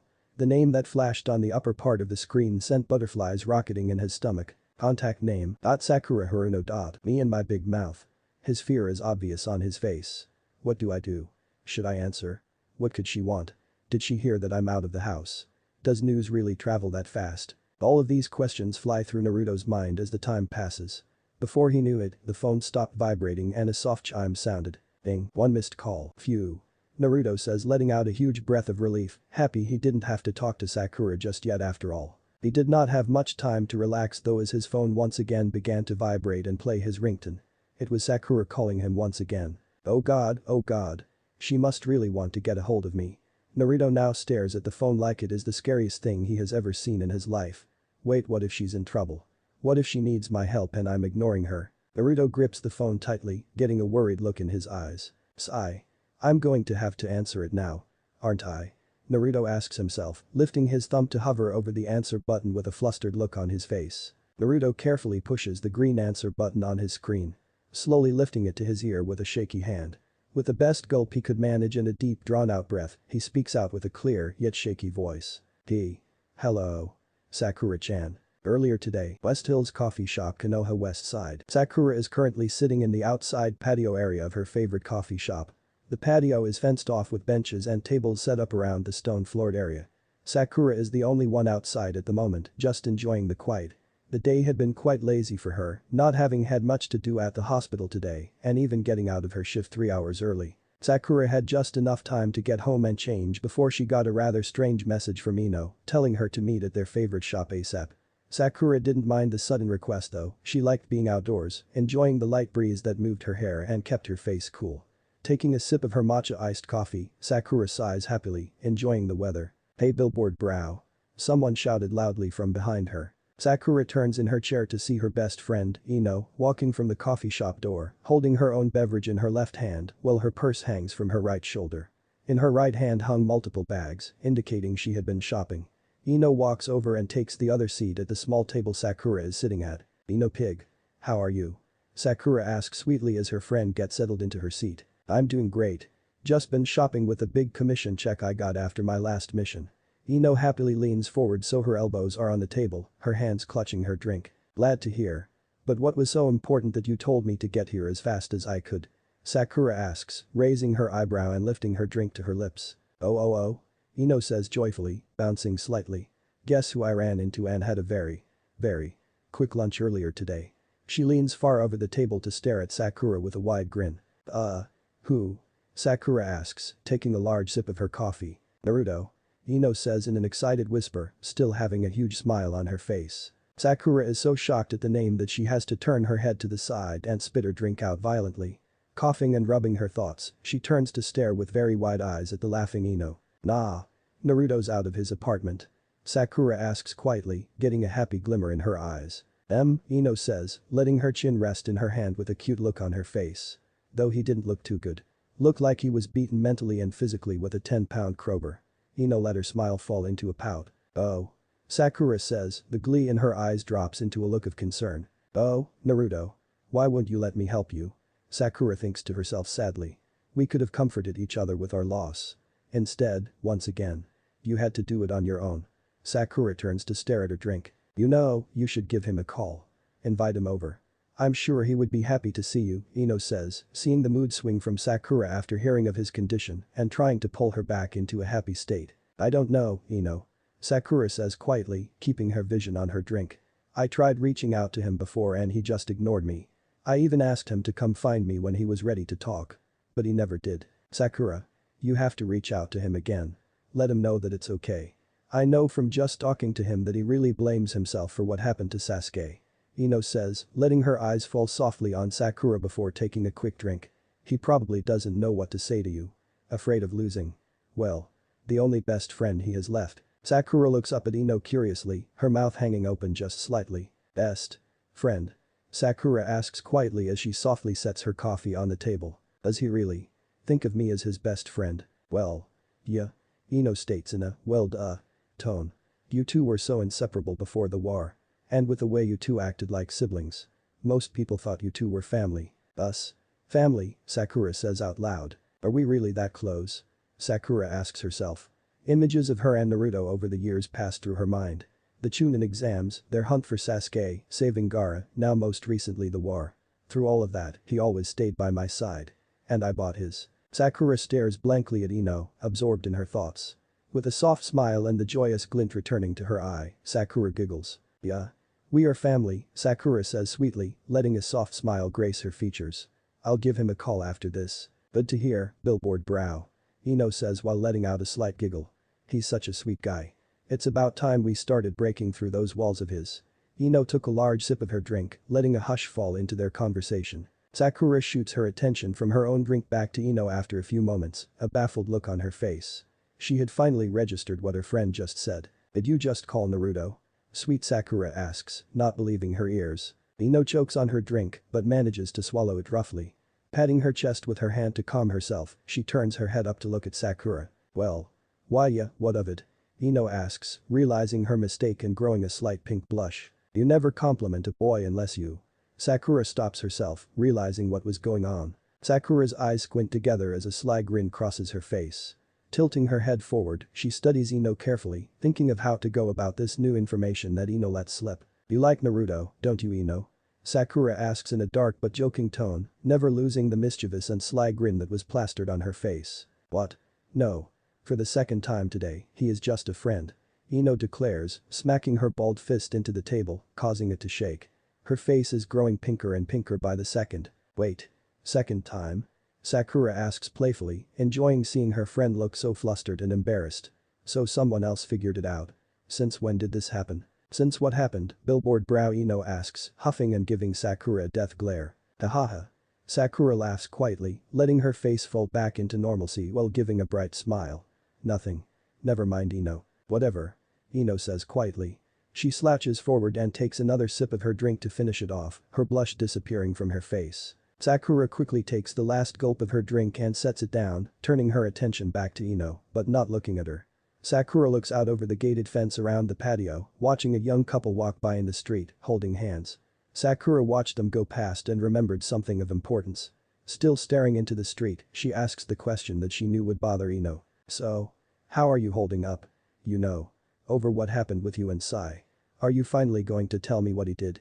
Sakura looks at Ino for a brief second out of the corner of her eye. Ino's posture and mood go from one of being flustered to one of complete sadness. Her eyes become glossy from her efforts at holding back tears. I still don't want to talk about it, Sakura, she says quietly and sadly. She turns to look out over the street. I need more time to calm down and think. But Ino. It's been a month. Sakura says, turning to face her friend and confront her on the topic. Just as Sakura is about to continue speaking, Ino shoots up from her seat and grabs her belongings. She turns toward Sakura and gives her the biggest fake smile she can muster. Thank you for seeing me on such short notice, and I'm sorry our visit is so short, Ino says as the tears threaten to fall out of the corners of her eyes. I hope things go well with your and Naruto's talk. With a swift turn on her heels, Ino marches out of the patio area and turns just to the left of the coffee shop, disappearing from sight down the street. Sakura is left speechless at seeing her so hurt at just talking about Sai. With how quickly she left, Sakura had no time to say anything back. So Sakura still sat in her seat staring at where Ino had just been. I'm sorry Ino. I hope things turn up for you soon, Sakura thinks sadly, turning to look back out over the street. Sakura sits there quietly by herself for 10 minutes, just thinking of different things and different people. Her thoughts wander before settling on the topic at the foremost of her to-do list. Call Naruto. With very slow movements, Sakura pulls out her phone and scrolls through her contacts. Landing on Naruto's. She stares at his happy picture for what felt like hours to her before getting the courage to press call. With a deep drawn-out breath, she raises the phone to her ear and listens to the dial tone. Ring ring. Ring ring. It seemed to ring forever to her. She just stares at the table in front of her, waiting for him to answer. Ring ring. Ring ring. Sakura becomes more upset the longer she waits for him to answer his damn phone. She didn't handle anticipation well. She is cursing him internally before there is a beep, shaking her from her thoughts. His cheerful voice came to life over the phone. And for a split second, she got excited. Her happiness crashes back to earth quickly, though, at realizing it was just his voicemail. Phone, hey this is Naruto. Sorry I couldn't get to the phone right now but leave a message and I'll get beep beep. Sakura hangs up the phone, not listening to the full voice message, huffing in annoyance that he didn't answer her call. Again. Oh no you don't, Naruto. You are not going to ignore me anymore. Sakura thinks angrily as she presses redial. I will keep calling your ass until you answer. She listens to the dial tone once again as she taps her fingers on the table impatiently. She thought it was going to go to voicemail again, which angered her even more. But right when it was supposed to end, she heard the tone stop. A deep breath comes through the phone. Phone, he. Hello. Sakura-chan. Naruto says with a shaky voice. Sakura freezes at hearing his voice. All of her anger washes away instantly and is replaced with an excitement at hearing him talk to her after so long. Yet she is partially saddened at how soft and depressed his voice sounds. She almost didn't recognize it. Such a bittersweet feeling. She lost all track of what she was going to say to him and sat there, speechless, breathing into her phone. He answered. What do I do, what do I do? She is brought back to earth, though, when he speaks once again. Phone, Sakura-chan. Are you there? He asks with a little bit of what sounded to her like worry in his voice. She finally finds her bearings again as she lets a soft, loving smile grace her face. Phone, hello Naruto. Yes, I'm here. Sorry, she speaks softly and in a tone a loving sister or mother would use. How are you doing? Phone, I'm doing. Well. I guess. What about you? He asks in a more stable tone. Phone, I'm fine. I heard you're out and about today. Phone, yeah. Just. Doing some stuff, Naruto says timidly. So. What's up, Sakura-chan? Why did you call? Phone, well. I was wondering. If you could meet at the park in like 30 minutes. So we can finally have that talk. Sakura nervously waits for him to reject the offer or just hang up completely. Naruto did not, but he did not respond to her immediately, either. Instead, he just sat on the other end of the call. Breathing slowly as he is thinking. Sakura listened to his shaky breaths for what seemed like an eternity before he answered. Phone, sure, Sakura-chan. I'm on my way, he quietly responds, letting his breathing flatten out. Sakura got a huge smile on her face thinking about how they were finally going to see each other and talk this out in person. She was so happy that she almost forgot to say something back. Phone, okay, I'll head that way as well. See you soon Naruto. Sakura stands from her seat and heads towards the patio exit. Phone, yeah, see you soon. Bye, Naruto says, sounding like he had started walking as well. Phone, bye. Sakura reaches the exit of the patio and pushes it open. Beep, beep, they both hang up. Sakura slides her phone back into her skirt pocket, still walking towards the Konoha Park. She was lost in thought, barely able to keep herself from running into villagers passing by. She stared forward at the road ahead, but her eyes were not focused on anything. She was too busy thinking of a game plan on how to go about this conversation with Naruto. Okay Sakura, this is it. The talk you've wanted to have with him for 6 months. Just stay calm and collective and try not to cry. This is for him, not you. Sakura thinks, taking deep breaths and picking up her pace a bit. Here we go. With those final thoughts, Sakura was off at a quick, determined pace. She needed to stop by her home and pick something up that she had been meaning to give to Naruto. She marched with her head held high. Nothing in the world could stop her from getting to the park. Konoha Park, Konoha North Side. When Naruto reached the park, he noticed how unusually quiet it was for an afternoon. The academy should have been out for the day, letting the kids out to play. Yet they seemed to be gone for now. This left the park with an abnormal silence, not fitting with the large area. The only sounds were the occasional chirp of a passing bird and the soft sound of the trees shaking in the breeze. It was relaxing and much needed for Naruto after his easy day had gotten very hectic very quickly. Naruto hums in a relaxed manner. Naruto had always loved the park, even when he was very little. He would often come here just to sit in the grassy hills and take a nap. He loved coming to the small pond that was in the center of the park. He would skip rocks and generally pass the time there if he was thinking of how to go about a problem he was facing. This was also where Iro-Senin would do some research, spying on young women cooling themselves off in the pond. Naruto could definitely say he had a lot of enjoyable memories in this area. It warmed his heart. Naruto walked down the dirt and stone path towards the resting area. He was heading to the benches next to the pond where he knew Sakura would be waiting. She always seemed to beat him wherever they were supposed to meet, no matter how early Naruto showed up. He guessed it was from her need to always be punctual. Naruto reached the top of the hill that the path brought him to. Looking down, he could see the pond stretching 200 yards in every direction. It was always so peaceful to look at. Turning his gaze towards the shore, he saw a row of benches where fishermen or passers-by would sit. He saw only one figure among the rows of benches today, though. He got nervous. He could always spot her pink hair anywhere. Sakura was staring away from him, just gazing out into the pond, clearly lost in thought. Naruto slowly walks up to her, almost not wanting to disturb her from her thoughts. As he drew closer, the stones crackled under his feet. Sakura turned over her shoulder to see who was approaching. She took in his features instantly just as Ino, AM, and Tsunade had. She was saddened by how fragile he looked. She noticed he was carrying a box underneath his right arm and was curious to what it was. Naruto took in how Sakura had changed over the past 6 months. Her chest had seemed to grow over their time away from each other. It made her more womanly and definitely more attractive. Her hair was much longer, reaching just past her shoulder blades, bringing back images of the early Genin days. The diamond mark on her forehead was a bright green that matched her eyes. She wore her usual civilian black skirt with her knee-high boots. Her red top with the Haruno circle on the back was the same she always wore. A white long-sleeved shirt was underneath the red top, reaching her wrists. Naruto gulped, thinking she looked very nice. He also noticed she had a box with her as well, sitting just next to her on the bench. This made Naruto curious. Sakura decided to break the silent staring by turning her attention to the box next to her. She picks the object up and sits it on her lap while scooting over to allow room for Naruto on the bench. Turning back to look at Naruto, she pats the open spot now next to her, gesturing to him to join her with a soft smile. Naruto walked slowly over cautiously and took the seat next to her, placing his box in his lap as well. They both kept their attention away from each other, staring out into the pond. The silence between them was driving them both mad.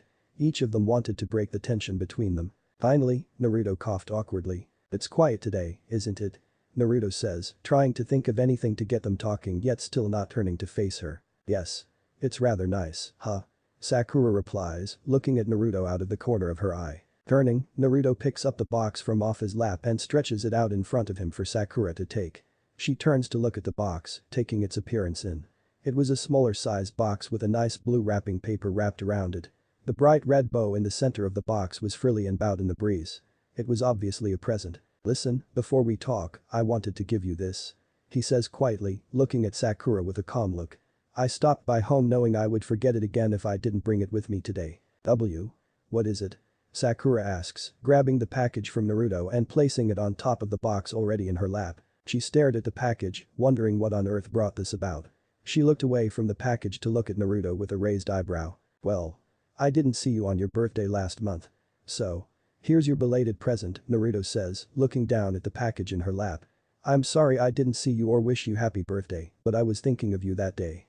So please take this as an apology for me not being there." Sakura picked up the present, shifting the weight in her hands as she grew a bright smile. "I know why you weren't there, Naruto," Sakura says, facing him and giving him the most loving smile she could muster. "You didn't have to apologize. But thank you very much." It put a small simile on Naruto's face. He laughed in embarrassment. "And how ironic that you got me a birthday gift," Sakura says, letting her large smile drop into a smaller, more calm one. "What do you mean, ironic?" Naruto asks while raising an eyebrow in confusion, letting his mouth drop open slightly. "It's ironic," Sakura says while pulling the box from underneath her gift and placing it in Naruto's lap. "Because I got you a birthday gift too, She bounces slightly in excitement that she was finally giving him the gift half a year later. Naruto stared at the newly placed box in his lap with surprise. It was an orange wrapping paper with a blue bow on top. The bow had a nice reflective quality to it, making it shine in the afternoon sun. This gift is much more nicely wrapped than Naruto's was. He looked up from the present while picking it up off his lap, looking at Sakura with a baffled look as he blinked slowly. "Why you got me a birthday present, Sakura-chan?" Naruto asks in a whisper with raised eyebrows and a slightly open mouth. It was a cute look that Naruto gave whenever he was shocked. "Well, I didn't just buy it, so to say. I had it custom made just for you." Sakura tilts her head slightly in a cute manner as Naruto continues to stare at her. "I had it made shortly after the war. But I haven't been able to give it to you until now." She looks at him sadly. "Wow. Thank you very much, Sakura-chan. This means a lot to me," Naruto says quietly, growing soft eyes. He felt warm from getting his first ever birthday present from her. "Oh, don't get all on me, idiot. It's just a gift." Sakura crosses her arms and rolls her eyes. "No really, Sakura, this means a lot coming from you," Naruto whispers, giving her a genuine smile of happiness. Especially after what happened. Naruto stops himself, realizing what he was about to say. His mood turns depressed once again. Sakura catches where he is going with what he says and also grows slightly sad. She knew this conversation wasn't going to be easy. At all. Sigh. How do I go about this? Sakura asks herself while turning her head, glancing down at the gift and then back at Naruto. Putting on a forced small smile, she lifts her gift from her lap. "May I open my gift now, Naruto?" Sakura asks, making Naruto turn towards her. His mood changes from sad to excited instantly. "Please do," Naruto says loudly, growing a smile. turning his body to face directly at her, waiting for her to proceed. Okay. Sakura says, giving him another happy smile as she begins to open her gift. Sakura pulls at the wrapping carefully, making sure not to make too much of a mess. Pulling the paper completely off, she wads it up in a ball and places it neatly on the bench next to her. She looks at the now bland box before lifting the lid off, revealing her present underneath. She gasped back a breath, seeing what was inside. Do you like it? Naruto asked softly, getting nervous with Sakura's shocked reaction. Sakura pulled her gift out of the box so she could get a better look at it. She smiled wide as tears threatened to fall from her eyes. It was so simple. But it instantly meant the world to her. The gift from Naruto was a leaf forehead protector with a long black cloth as the strap and a dented and scratched leaf plate. She recognized the black cloth used as the strap from Naruto's old headband cloth he had worn since returning with Jiraiya-Sannin. It was restitched and washed, so it looked just like new to the naked eye. But she knew it was his old one. The leaf plate definitely got her right in the heart, though. It looked just like a normal plate, except for the repaired long gash that ran horizontally along the leaf symbol. It was filled in and polished, making it look less of a gash and more of a battle-worn scratch. It was hardly noticeable unless you looked at the plate very closely. Sakura's eyes began to water. Sasuke's old plate. Sakura lets the tears flow. Cradling the precious object in her hands, she flips it over to inspect every inch of the headband. She stops when she sees a small message stitched in the cloth on the back of the plate where you normally place your forehead. Stitched message. So no matter what happens. No matter how impossible. You will always have a piece of us with you, Sakura. Naruto Sasuke. Sakura closed her eyes as she quietly cried, cradling her new forehead protector right next to her heart. Damn it. I said I wasn't going to cry. Sakura yelled at herself. I thought since, you know, how everything has happened. With that headband. You can always have a piece of us by your side. Naruto said, giving her a wide, loving smile as Sakura lifted her teary eyes to look at him. She flung herself forward and crashed into Naruto, almost causing him to fall off of the bench. He catches himself by flailing his arms to balance himself and then turns his attention down at Sakura. He was just about to yell at her for almost knocking him off but stops, letting his look drop from anger to a smile. Sakura was giving Naruto a large hug, digging her face into his shoulder and wetting his gray jacket with her tears. She clenched at the headband in her hand while wrapping her arms around his chest. Naruto leaned forward and hugged her back tightly. They sat there quietly for a few minutes. Leaning back, Sakura let go of Naruto to look at him with her red puffy eyes. She had a large smile on her face as she wiped the remainder of her tears away. Thank you, Naruto. This is the best gift I have ever gotten. Sakura happily lifts the headband to her head. After placing it on her head and tying it into place, she lets her hands drop to her sides, looking at Naruto. The long black cloth reached from underneath her pink locks to rest on her back a couple inches past her hair. It looked just like the way she wore her other headband. But the black hair seemed to pop on her pink hair. Looks great, Sakura. Like it's made for you. Naruto says, getting Sakura to smile widely. Well, it is after all, haha. I'll wear it with pride, Naruto. It's an amazing gift. Sakura lifts her hand to touch the plate above her head. Good. Naruto says loudly, almost sounding like his old self. He crosses his arms and turns to look at the pond once again. Well, just don't sit there. Open mine, idiot. Sakura declares, giving Naruto a joking punch in the shoulder. Naruto was rocked backwards slightly from the impact. Sakura never did understand her own strength. Ouch. God, Sakura, watch your punches. God damn. Naruto yells, rubbing his left shoulder in pain. Hey. Heh. Sorry, Naruto, Sakura says, rubbing the back of her head with a chibi sweat drop. Naruto rolls his eyes, turning his attention to his gift while letting go of his sore shoulder. Sakura was bouncing in anticipation for him to see her present. As he began to rip through the wrapping paper in a slow manner, Naruto grew a wide smile. He flung the last of the paper to the park floor in a quick motion and lifted the lid off of the box. He stops and gasps just as Sakura had it, seeing his gift. Naruto pulled out the gift slowly, growing a shocked look. Staring at the gift. Naruto fell in love. It was a new black zip-up ninja jacket. The zipper going up the middle of the jacket was a bright orange. There were 2 pockets, one on each hip towards the bottom of the jacket. The openings to the pockets were the same orange as on the zipper. There were 2 more pockets located on each breast of the jacket that were zipped up. They were the jacket's quick access pockets ninjas used when they needed a scroll or kunai very quickly. They were also orange, of course. The jacket had a large hood. The outside being the pitch black of the jacket, but the inside being the intense orange located on the zippers and pockets. The jacket had a secondary layer inside, a high-rise neck-colored shirt. The shirt had a black zipper in line with the orange zipper on the upper layer. The color of the underlayer was orange on the inside, the outside being black, just like the hood. The sleeves were short on purpose, meaning Naruto would have to have them pushed up on his elbows, enabling him to use his hands without the worry of his sleeves getting in the way. On the back was the whirlpool symbol Naruto always wore. This was also orange. The jacket was beautiful. Naruto was speechless. 1. Folding and placing the jacket next to him. Naruto pulls out of the box matching Jonin pants that were black as well, with a single orange stripe running down each leg. Naruto stared at the outfit with no words to say, his eyes glowing just looking at it. I thought since your old outfit was trashed after the war, I'd get you a new one.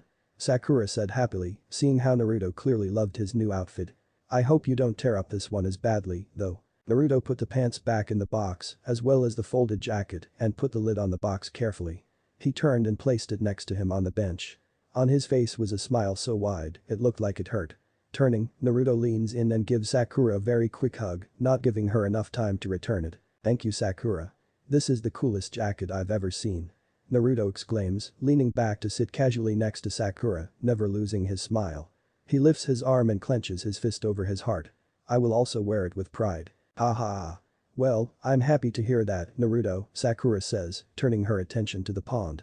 Knowing this was where the conversation would get serious. Naruto also turned his attention to look over the pond, leaning forward with his elbows resting on his knees. His smile dropped into a serious look. He played with his hands as he thought. The silence between them grew again just as it had when he arrived. Both waiting for the other to talk first. Once again. It was Naruto. I'm sorry, Sakura-chan, Naruto said quietly, never looking at her. I'm sorry I couldn't keep my promise to you. Sakura turned her head to look at Naruto, also very serious. You know I don't circus she started to speak, but was cut off by Naruto. Let me finish, please. Naruto turned to face Sakura and looked her right in the eyes for the first time since getting there. He saw the same emotions that he saw in his own eyes. Fear, sadness, depression. She was going through the same things he was. She just always hides her emotions better. Still looking into her eyes, he took a deep breath and continued. You know, I thought you would hate me forever for not bringing him home. Like I promised. I hated myself even more than I thought you ever could, though. I despised myself. I let myself get caught up in the moment and let him sacrifice himself. I watched as he died. It tore me up inside instantly, knowing he was gone.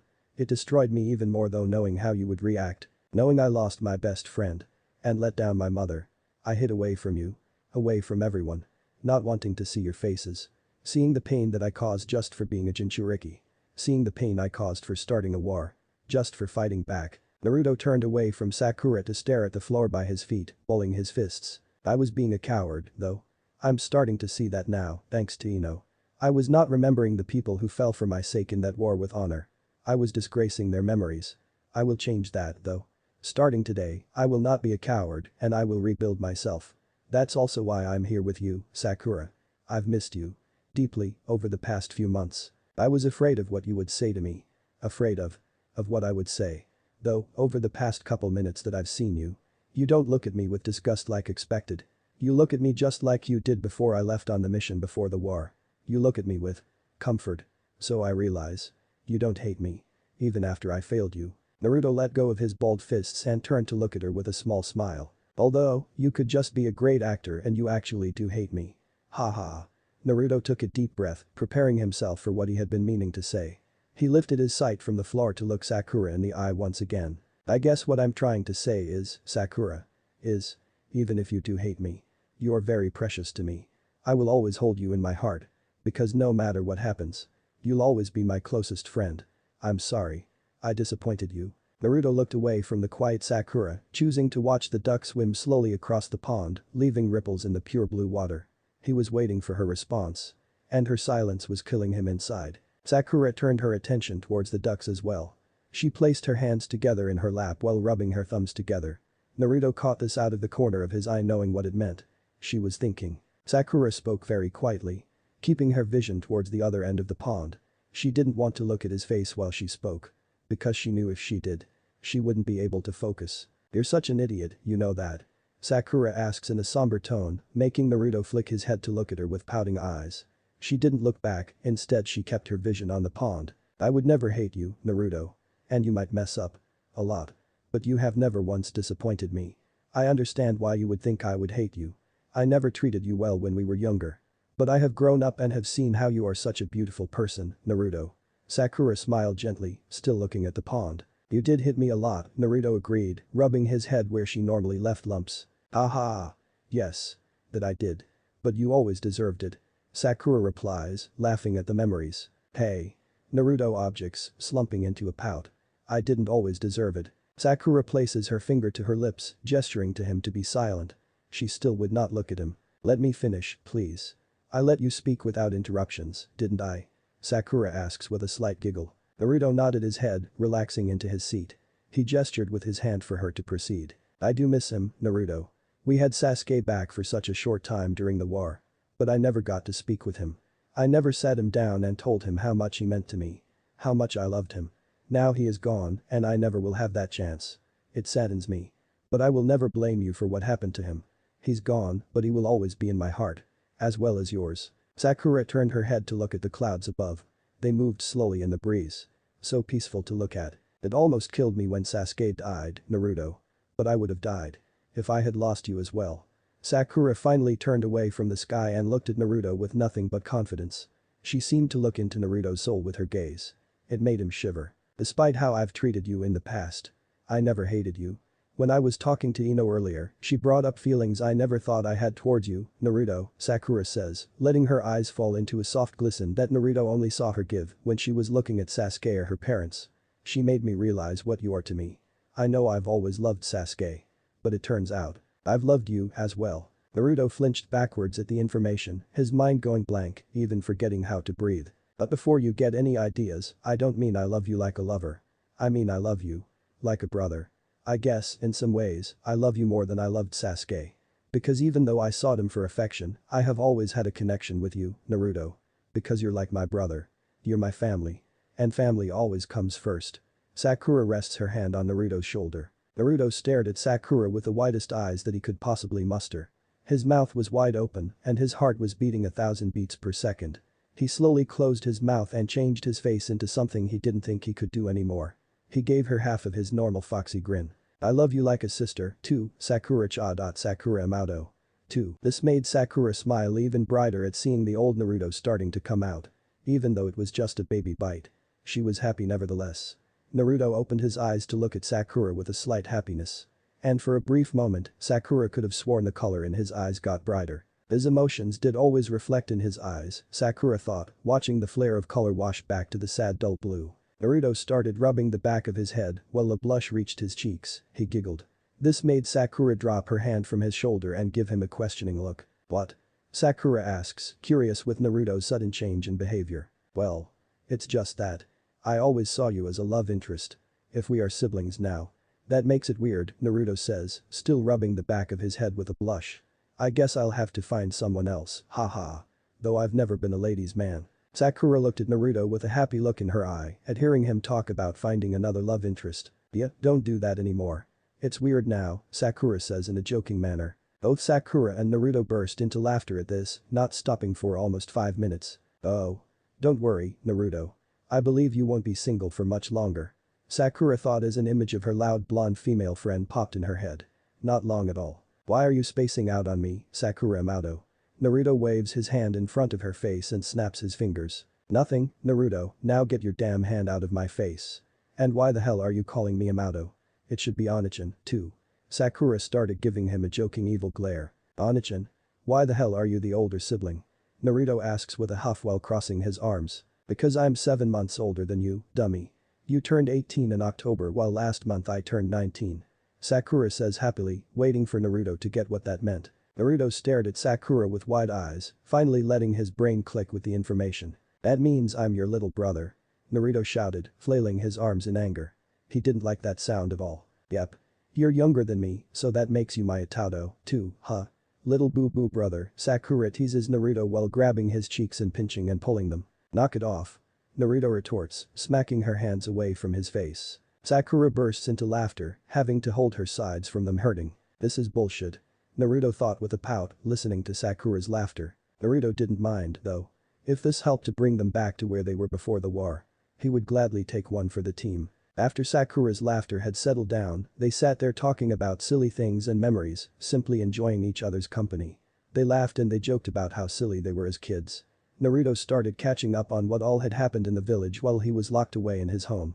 Before both of them knew it, Hours had passed by. Sakura looked up towards the sky, watching how low the sun was getting. She huffed in annoyance, knowing it was time for her to head home for dinner. "Well, it's getting late, I better be getting home," Sakura says, turning away from the sky towards Naruto. Yutsuji. Wait. Did you just say it's getting late? Naruto springs to his feet, showing a face of fear. Sakura Onachan, what's the time? Slightly shaken by Naruto's sudden change from happy to fearful, Sakura reached for her phone. Pulling it out and clicking the power button to bring her lock screen to life, she reads the time. It's 5:54. Why? Sakura asks, putting her phone back into her pocket. Shit. I'm gonna be late. Naruto shouted while grabbing the box holding his new outfit. Sorry Sakura, I got to go. I'll talk to you later, bye. Naruto stepped forward, gave Sakura a very quick hug, and before she could ask what he was late for, he was off running. Seeing him trip and fall flat on his face skidding to a stop about 50 yards away, Sakura giggled. Naruto quickly recovered, re-grabbed his present and was off again, running out of sight. Such an idiot. Sakura thought, turning towards the wrappings to her own present that still rested on her head. She started to walk towards home, letting her thoughts go to Ino and Naruto. If they played their cards right. I think they could make a great couple. Loud as hell. But great. Sakura reached the park exit and dropped her trash into a bin as she passed by. Sighing to herself and reaching up to touch her new forehead protector, Sakura smiled. It had been a great day. Chapter 4. The Six Mirror Hito. Ino sat at the front cashier desk of the Yamanaka flower shop with her elbow resting on the counter and her cheek squished up against her palm. She had half-open eyes as she flipped lazily through page after page of her latest fashion magazine. Her shift in the shop had brought only a few customers her way, bringing her to absolute boredom. A stereo next to her played relaxing elevator music through the shop, slowly coaxing Ino into a very quick nap. It has been quite a day for Yamanaka so far. Running into the loud-mouthed Naruto was a very nice treat to her usually average day, though seeing him so out of sorts was a bit depressing. Then there was Sakura, who left a bittersweet taste in her mouth with her stupid question about Sai. She really hadn't wanted to go there, let alone talk about it. After Ino had left the coffee shop, she wandered the streets lost in her thoughts about her ex. Who could she talk to about it? Not her mother, for sure, being a psychologist, she would probably turn it into a therapy session. Sakura and the other girls were also out, since it would probably turn into village-wide gossip. Ino eventually returned to her home, giving up on the thoughts of a vent buddy for the moment. Thus, here she sat in her family's shop, waiting for something to grab her damn attention. She was just about to fall asleep when her prayers were answered. The door behind her leading to her home creaked open loudly. She turned to look over her left shoulder with still lazy eyes. It was her mother. Going somewhere, Mom? Ino asked lazily, seeing she was dressed very professionally. Closing the door behind her, Mrs. Yamanaka slipped on her dress shoes, also picking up her purse. Yes honey, I've got to run to the office. I just got a request from Lady Tsunade herself to see a patient immediately for some evaluation. Mrs. Yamanaka walked over to the coat rack next to the supply room. A personal request. That's it. Rare. Have any idea who it is? Ino asked, now very interested. It was very strange for Tsunade to make random personal requests like this. So Ino's interest was definitely piqued, freeing her from the cold clutches of boredom. No idea, Mrs. Yamanaka started happily, pulling on her coat. I'll tell you all about it when I get home, though. This being a request, I'm sure it will be interesting. She said, growing excited herself. Ino's mom was uniquely different from her daughter and late husband. While Ino and Inoichi specialized in breaking down the mind for interrogation and information gathering, Mrs. Yamanaka specialized in the reconstruction of it. She loved helping people pierce their lives back together and helping them through their problems. It gave her joy in doing so. Thus, at hearing of this special request, she couldn't help but wonder with delight at what laid in store for her. Please do. Ino said, giving her a happy smile while watching her stroll to the shop's front entrance. Please don't be so giddy like you usually are with patients. It gets really awkward, Ino stated blandly, rolling her eyes playfully. Oh hush, hush, Ino. I can't help it if I enjoy my work. Mrs. Yamanaka replied, grabbing the handle to the front door and pulling it open, sending a soft chime from the bells through the store. Now I must get going, or I'll be late, Mrs. Yamanaka said with a soft smile. Yeah, you get out of here, hee hee, Ino said cutely, a loving smile gracing her face. Have a great day, love you. Love you too, sweetie. Mrs. Yamanaka said, pulling the door close behind her and heading off towards the hospital. Ino turned her attention back towards the magazine in front of her, but became too lost in thought to read a single word. Who on earth is so special that Lady Tsunade would send an urgent request to Mom? Ino asked herself with a puzzled look. And why the hell would they need an evaluation? Ino turned the pages slowly, lifting her vision to stare at some flowers that were by the front entrance. The only person I could think of. Ino stopped, letting her mouth drop open slightly as her mind flashed to a fellow loud blonde. Ino closed her mouth, growing a small grin. Well, mom. You do love your nutcases. Let's see if you can handle him, hee hee, Ino thought happily, brushing her bangs to sit behind her ear while thinking of the blonde male. A slight blush reached her cheeks. That should be an interesting story when you get home. Ino happily turned her attention back to her magazine, never losing her slight pink tint and wide smile. Konoha streets, Konoha East Side. The streets of Konoha bustled with people as the late dinner rush arrived. Young couples and families walked casually through the streets, enjoying each other's company. There was a soft mumble across the moving crowd as casual conversation was made back and forth.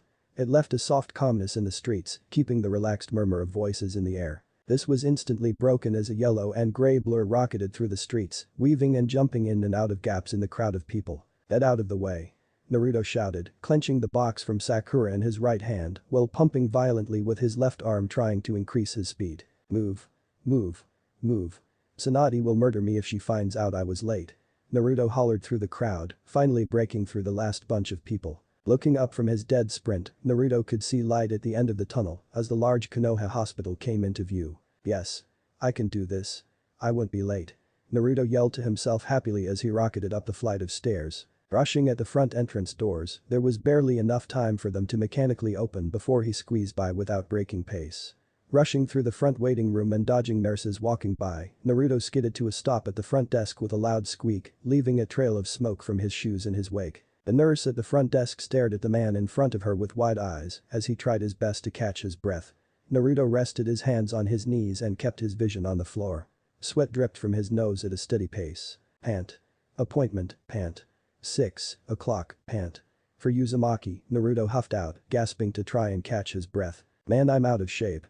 Naruto thought, wiping his brow with his sleeve. The nurse glanced at the clock next to her on her desk, seeing it was 5:59. She turned her attention back to Naruto, who lifted his head to look at her. Never try, pant. And run 3 miles, pant. In 5 minutes, pant. It's stupid. Naruto huffed out while giving the nurse a tired look. The nurse said questioningly, turning to look at the planner in front of her for Naruto's appointment. She flipped the book open and carefully looked over the page. Finding what she was looking for, she tapped her finger on the information. Ah. Here you are. You are to be seen in room 208, which is upstairs and down the hall. The nurse said while putting on a smile, turning to look at Naruto, who was already on his way. Thank you. Naruto called over his shoulder, finally able to compose himself. Naruto marched his way to the desired room of 208, stopping just in front of the door. The door was made of a slick wood with a nice red tint to it. There was no indication of whose office it was, the only information being the large 208 on the upper left corner. Naruto stared at the door, building himself up to enter. Alright, here we go. I run this shit. Naruto roared to himself, swaying from one foot to the other with a confident look. No doctor is going to tell me if I can be a ninja or not. I'm not mentally unwell, I'm fine. Naruto stepped forward, grabbed the handle, and flung the door open, causing it to crash into the hall wall. Stepping into the office, he jumped into the heroic pose he had done for Tsunade earlier. Listen here, doc. Why don't you do us both a favor and pass my assess? Naruto stopped hollering, realizing he was the only one in the room. A sweat drop appeared on his head. Naruto looked left and right, analyzing the room before confirming he was the only one there. He clenched his fists, growing angry with embarrassment. I ran all that way and there's no one even here. Naruto yelled, turning on his heel to pull the office door shut with a loud slam. Turning, Naruto stomped his feet over to the chaise lounge located next to the lone desk. He was mumbling curses to himself as he dropped down with a flop, setting his present on the coffee table next to the couch. He crossed his arms and leaned back to rest against the cushion as he scanned the room. Who the hell's fucking office is this, anyway? Naruto thought to himself in anger, looking for any clues around the room as to whom his therapist was going to be. The office was the off-white that all hospitals had on their walls. It had always made Naruto feel uneasy and gave him the urge to burn the whole place to the ground. There was a single window, located right next to the couch Naruto was sitting on, that had a beautiful view of the village. The one desk in the room was in the left-hand corner, covered with pictures of family and friends. On the wall opposite to the desk were frames holding different certificates of education and training. There was a lone plant next to the office entrance, roughly the size of a small bush. It was in much better shape than Naruto's plants back home.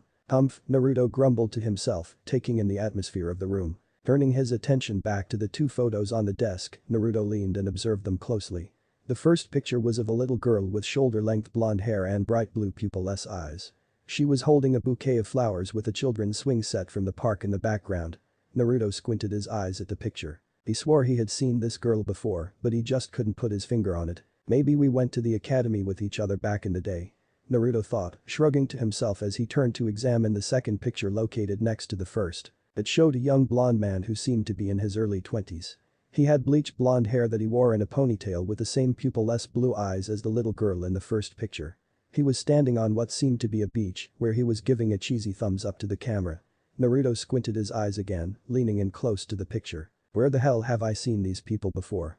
Naruto thought, growing frustrated that he could feel he knew who these people were, but couldn't peg them by these old photos. Ah, man. This is going to drive me crazy. Naruto was cut from his thoughts as the office door slowly opened. Naruto quickly switched back to his prissy mood, looking towards the doctor.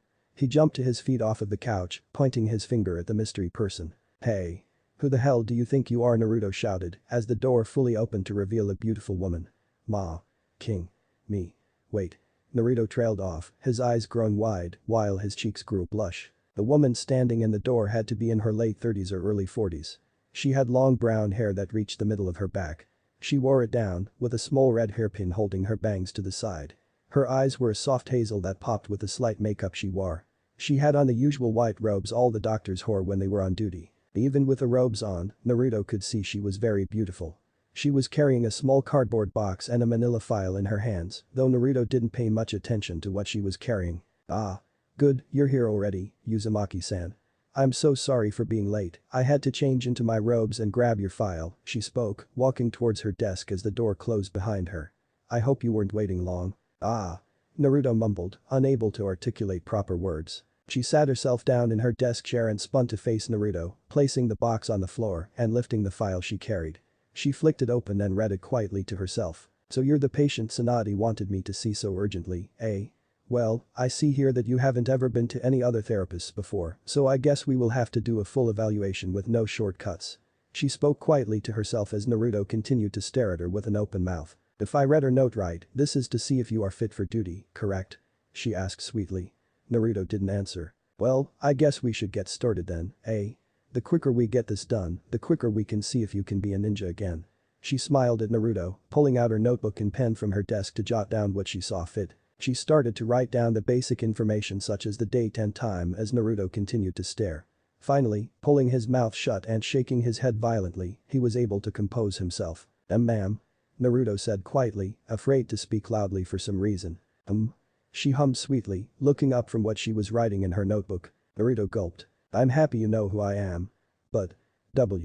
Who are you? Naruto asked, staring at the woman blankly, trying his best not to show his nervousness. Oh. I'm so sorry, Uzumaki-san. Where are my manners? She started loudly, waving her hand in front of her face, clearly embarrassed. She stood from her chair and leaned over her desk, placing a hand down for balance. Lifting her other arm and outstretching her hand gesturing for a handshake, she smiled. My name is Ezra Yamanaka. She stated happily. Naruto leaned forward on the couch and grasped her hand in his, shaking firmly. He had a concentrating stare on his face as he looked at the woman. Ezra. Yamanaka. Yeah. Ma. Nah. Ka. Naruto said slowly, contemplating the name before his eyes shot open, letting go of her hand abruptly. Yamanaka. Naruto hollered, shock written on his face. Naruto studied Ezra's face as she looked back with wide eyes at his sudden outburst. The gears were turning in Naruto's head as he finally was able to put the dots together. Her jawline, her complexion. Her body, Naruto blushed.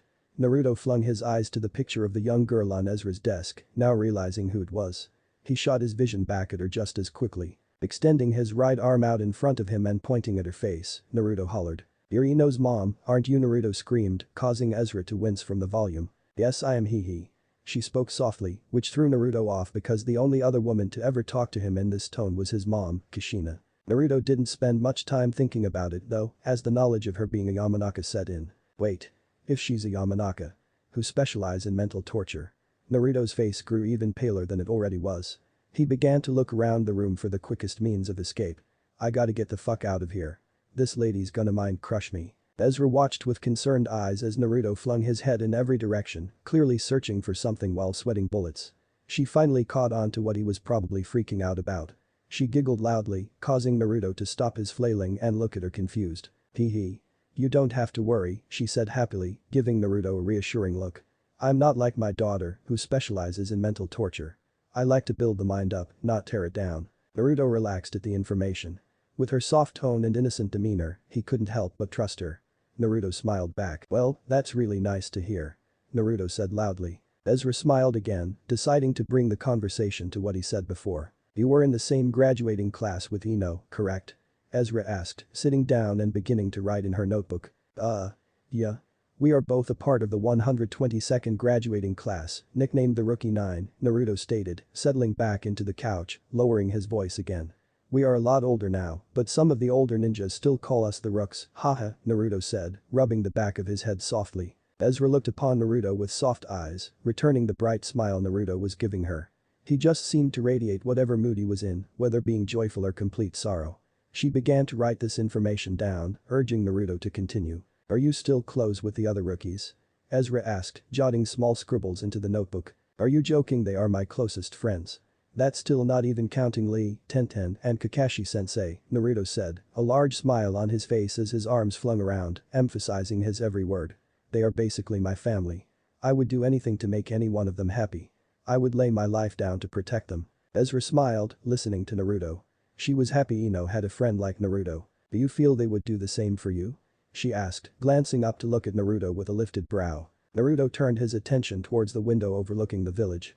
The sun was starting to set just above the great stone walls in the distance. The buildings glowed with the reds and purples of the sunset. It was a beautiful view. Naruto looked upon it with no emotion on his face, seeming to be silently enjoying it. I think they would, Naruto spoke softly, a whisper so low Ezra had to strain to hear him. Thoughts of his friends popped in his head as he continued to look out the window. The last two were Sakura smiling wide at him and Sasuke giving a sly smirk. I know they would, actually, Naruto said confidently, returning to his normal tone of voice. Naruto spun his vision to look back at Ezra, who was smiling wide at him. She was just staring at him, having stopped writing. She hummed to herself softly before turning back to the notebook to continue writing. Naruto raised his brow at her while crossing his arms at her actions, jutting out his lower lip in a playful pout. What? Naruto asked blankly. Huh? Ezra looked from her writings with a confused look. Why did you look at me with that look and then hum like you knew something? Naruto asked, leaning forward with squinted eyes. Ezra smiled, giggling softly to herself, looking Naruto in the eyes happily. It's just that you are very close to your friends from what I can tell. Makes me happy that Ino has someone in her life like you. Ezra spoke softly, flicking the few strands of hair that had fallen out of her face. Naruto blushed at the compliment, not used to being so openly acknowledged. Thank you. But I wouldn't worry about needing to sacrifice myself for Ino, haha. Naruto said, pulling his hands behind his head and linking his fingers together. Ezra gave Naruto a confused look, not understanding what he meant. What do you mean? Do you not get along with my daughter? She asked, with growing concern on her face. Naruto opened his eyes wide, shaking his hands in front of his face along with his head. No. Ino and I are great friends, I swear. Naruto squealed, trying to correct his mistake. Ezra let out a sigh of relief at hearing this. I just mean that she's a super cool and badass ninja. She wouldn't need me to swoop in and rescue her. Naruto smiled widely, seeing how happy this information made Ezra. I'm happy you say that, Naruto. I will think of those words to keep me from worrying when she's out on missions, she said softly. Obviously, she deeply loved her daughter. She also thinks very highly of you as well. Naruto looked at her baffled, not believing what she just said. What do you mean she thinks highly of me? The Ino I talk to always belittles me like I'm a bother. Naruto stated, crossing his arms again with a flustered humph. Oh, that's just her defense mechanism when she's uncomfortable with someone, but trust me. When it's only me and her and she talks about her friends. All I hear are great things about you. Ezra tilted her head to the side happily. Wow. I didn't think she thought anything good about me. Naruto stated, a baffled look on his face. Crossing his legs and leaning against the couch, Naruto sat thinking about this new side of Ino. Oh, you would be surprised. Ezra said in an I know something you don't know tone. And what do you mean by her defense when she's uncomfortable? Why the hell would she be uncomfortable around me? Naruto asked, raising one eyebrow high while he squinted his other eye. Ezra looked at Naruto blankly, a sweat drop forming on her head. Wow. He really has no clue, does he? She thought to herself. His understanding of women is almost as bad as his father's. She thought jokingly. Oh, don't worry too much about it. She said softly with a loving look. I know you will find out eventually, knowing my daughter she thought in a sweet tone. Naruto huffed, once again turning to look out the window. He stared out the window with solid blue eyes. Those eyes brought memories of old friends to Ezra's mind. She studied his face and his body. She thought he was almost a spitting image of her old crush. You know. You look just like your father. It's kind of scary, really, Ezra said sweetly, returning to sitting in her office chair, crossing her legs. Very handsome, if I do say so myself, and I know I'm not the only one. Cough, cough. Naruto's eyes grew wide at this sudden compliment, spinning to look at her quickly. Naruto did not register the name between her fake coughs. He stared at her, his head whirling at all the new questions that came to mind at the mention of his dad. Why you knew my dad Minato Naruto asked loudly, looking from one of Ezra's eyes to the other. Ezra's sweat dropped again at how Naruto didn't catch her blatant attempt at showing Ino was interested in him. Oh. Whatever. She'll just have to tell him. Well, she's beating him with a cardboard heart or something. Because if she isn't flat out blatant with this guy. I doubt he will get it, haha. Ezra thought in laughter. Well, of course. I knew Kushina as well. Ezra smiled. She turned and pulled open a drawer next to her, lifting out a framed picture holding a fairly old photo. She turned it over and extended it for Naruto to take. Naruto leaned forward, grasping the picture tightly so as not to drop it. He stared at the picture with wide eyes. It was an old academy photo with graduating class 107th printed on top of the photo. Looking closely into the group of 13-year-olds in the photo, he could see Minato and Kushina standing off to the side. Next to them was a girl who Naruto could plainly see was a younger Ezra. We were all a part of the same graduating class. We stayed friends for a long time after as well. Ezra smiled, leaning forward to take back the picture. Naruto handed over the picture while his eyes twinkled with delight at the new development.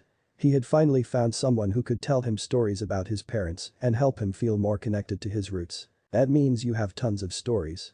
Stories you can tell me. Naruto said happily, a wide grin across his face as he bounced with a giggle. Oh yes. Tons. Ezra said with equal happiness, feeding off of the emotions Naruto was emitting.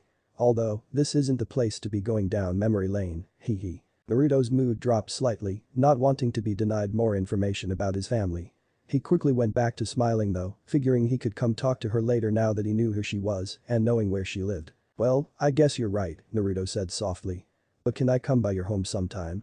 I would love to hear about them. Ezra finished writing down her note and looked back up towards the ecstatic Naruto. Sure. I would love to talk to you about them sometime. It would be fun. Ezra said happily. I know Ino would like to have you over as well, hee, she thought with a dark laugh. Cool. Thank you very much. Naruto said, putting on his widest smile yet, completely overjoyed that he would get to hear about his parents' lives outside of being a ninja. Of course. Now, Naruto, I hear you're quite the talented ninja. Might I hear some of those great stories I'm sure you have? Ezra asked with a sly smile, reeling the oblivious Naruto into his evaluation. Sure. Naruto stated loudly, giving her a thumbs up. Ezra was able to get Naruto to talk about basically his whole life after that. They spoke of his countless battles and all the training he'd gone through over the years. They talked of Iro Sennin and how much he respected him and missed him. She learned Naruto could play guitar and liked to write music in his free time. This surprised her momentarily. Naruto briefly touched upon Sasuke and the promise he made him and thus why he was so eager to get back into action after the past 6 months. He needed to become Hokage and keep Sasuke's promise alive. He talked about the conversation he just had with Sakura a little while ago, pulling out his new jacket and talking about how cool it was.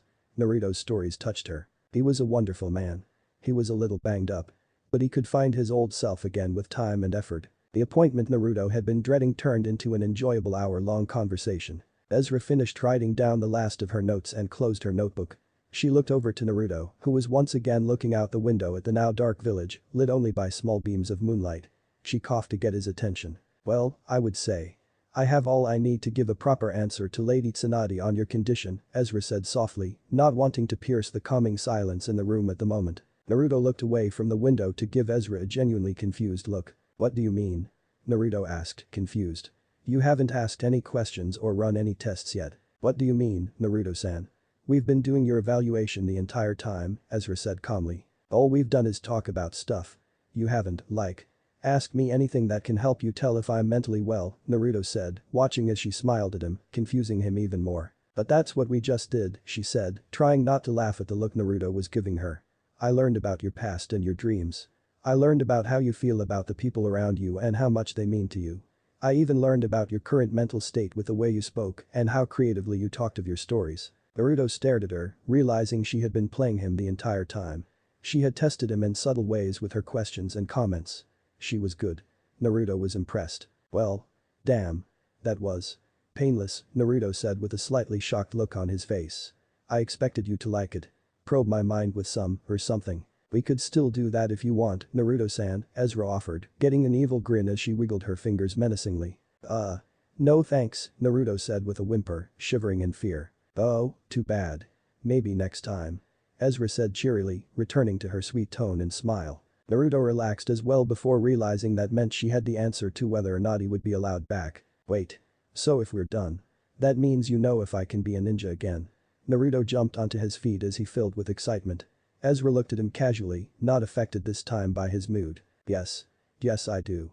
She casually got up, placing her notebook onto her desk. She leaned down and picked up the box she had brought in with her.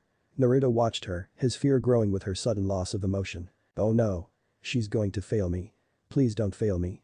Naruto pleaded to himself as he gulped. Walking around her desk, Ezra carried the box over to Naruto and extended it forward for him to take. Naruto took the box from her and, returning to sit on the couch, placed it on his lap. He studied the box, reading the "for safekeeping" written on the side. Naruto's eyes widened, realizing it was the same box Tsunade had carried out of her office earlier. I was told to give this to you when I made my decision, Ezra said, standing right in front of Naruto. She waited for him to open it. Naruto turned his attention back to the box, wondering what lay inside. He nervously reached for the lid. What the hell is in here? And I'm sorry for the letter from Tsunade for not passing a permanent ban from the Konoha military. Naruto was freaking out as he lifted the lid with shaky hands. He opened the box to see there was nice, sparkly, purple cloth wrapped on the inside lining the walls. There seemed to be a foam insert under the cloth, protecting the object that sat in the middle. Naruto pulled the object from the box, looking at it with a huge smile spreading across his face. Tears welled in the corner of his eyes. The box held a spotless brand new Konoha forehead protector with a long black cloth as the straps. Just like his old one. Welcome back, Naruto-san. Ezra said, extending her hand out for a congratulatory handshake. You passed. Naruto shot from his seated position, enveloping Ezra in a huge hug as he bounced and hollered in joy. Thank you, thank you, thank you, thank you. Naruto cheered, finally letting go of the bewildered doctor. One set back down on her own feet, Ezra flattened out the wrinkles Naruto had just put in her robe. She watched him dance around the room, holding his forehead protector out in both hands, like it was Simba from The Lion King. She laughed. Calm down, Naruto-san, hee. Ezra laughed out, grabbing Naruto's shoulders to stop his bouncing. I'll send the paperwork to Lady Tsunade, okay? Why don't you head home and relax? I'm sure you will have a busy next couple of weeks, now that you're reinstated. She let go of Naruto now that he was calmer. You got it, Mrs. Yamanaka. I'll head straight home so I can get up early to do some missions. Naruto spoke with joy as he tied his new forehead protector to his head. Thank you so much, Mrs. Yamanaka. This busy day just turned out to be worth it. Naruto bounded to the office door, flinging it open. He dashed down the hall, chanting to himself that he was back. Ezra sighed to herself, listening to his voice and loudly jogging down the hall. Naruto. She called loudly, but somehow still in a sweet tone. The sound of running and chanting stopped for a second before the sounds of steps grew louder, indicating that he was running back to her office. Poking his head back in the room from around the corner, Naruto smiled. Yes, Mrs. Yamanaka. Naruto yelled loudly, joy still clear in his voice and written all over his face. Ezra pointed towards the box on her coffee table with a cute smile. You're forgetting your present from Sakura, she said quietly, trying to hold back her giggles from the boy's antics. Naruto grew wide eyes and dashed into the room, grabbing the box and returning to the entrance of the door with a blur. Haha, thanks. That would have sucked, huh? Naruto said, rubbing the back of his head above his headband, embarrassed. Thanks again, Mrs. Yamanaka. Have an awesome night. Naruto turned towards the door, ready to take off again. But was stopped. Wait. Naruto, before you go. Ezra said quite loudly, causing Naruto to look over his shoulder one last time. Call me Ezra, please. She wore the most loving smile she had shown all evening. Naruto stopped his jogging in place for a brief second before giving her an equally sweet grin. You got it, Ezra-sama. Naruto said happily before taking off down the hall again, leaving for good. Ezra giggled slightly to herself. She turned and picked up her notebook on her desk as she walked to the door. She flicked the light switch down, casting the room in darkness, before she pulled her office door shut with a loud click. Turning to her left to look the direction Naruto had just taken off in, she sighed. What a sweet boy. My daughter has good taste, she thought in a cute tone. Now if she would just get over that other boy. Oh, well. Time heals all wounds, they say. And with that final thought, she turned on her heel and started walking to the doctor's lounge in the opposite direction. Hokage office. Tsunade's office was quiet, the only sound being her pen scribbling on paper. The room was covered in darkness from the lack of sun through the windows. The only light source was a desk lamp that illuminated the small papers on the wood desk. Knock, knock, knock. The front door to Tsunadi's office clacked, causing her to look up from the last bit of paperwork that needed tending to before heading home. Come in. Tsunade called loudly, leaning back in her chair and waiting for whoever it was to enter. The door creaked open and Shizune walked in slowly, holding what seemed to be a letter in her left hand. Ah. Shizune, what is it? Tsunade asked in her usual confident tone as Shizune walked up to the front of her desk. I just got a letter from Ezra Yamanaka, Milady. It seems to be a report on something. Should I save it until tomorrow? She asked, holding up the envelope for Tsunade to see in the dim light. No, just give it here, I'll take a look at it real quick.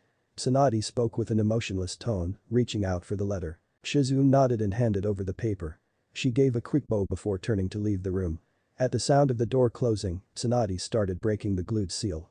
Lifting the piece of paper from the envelope, Tsunade turned and dropped the envelope in the trash can next to her desk.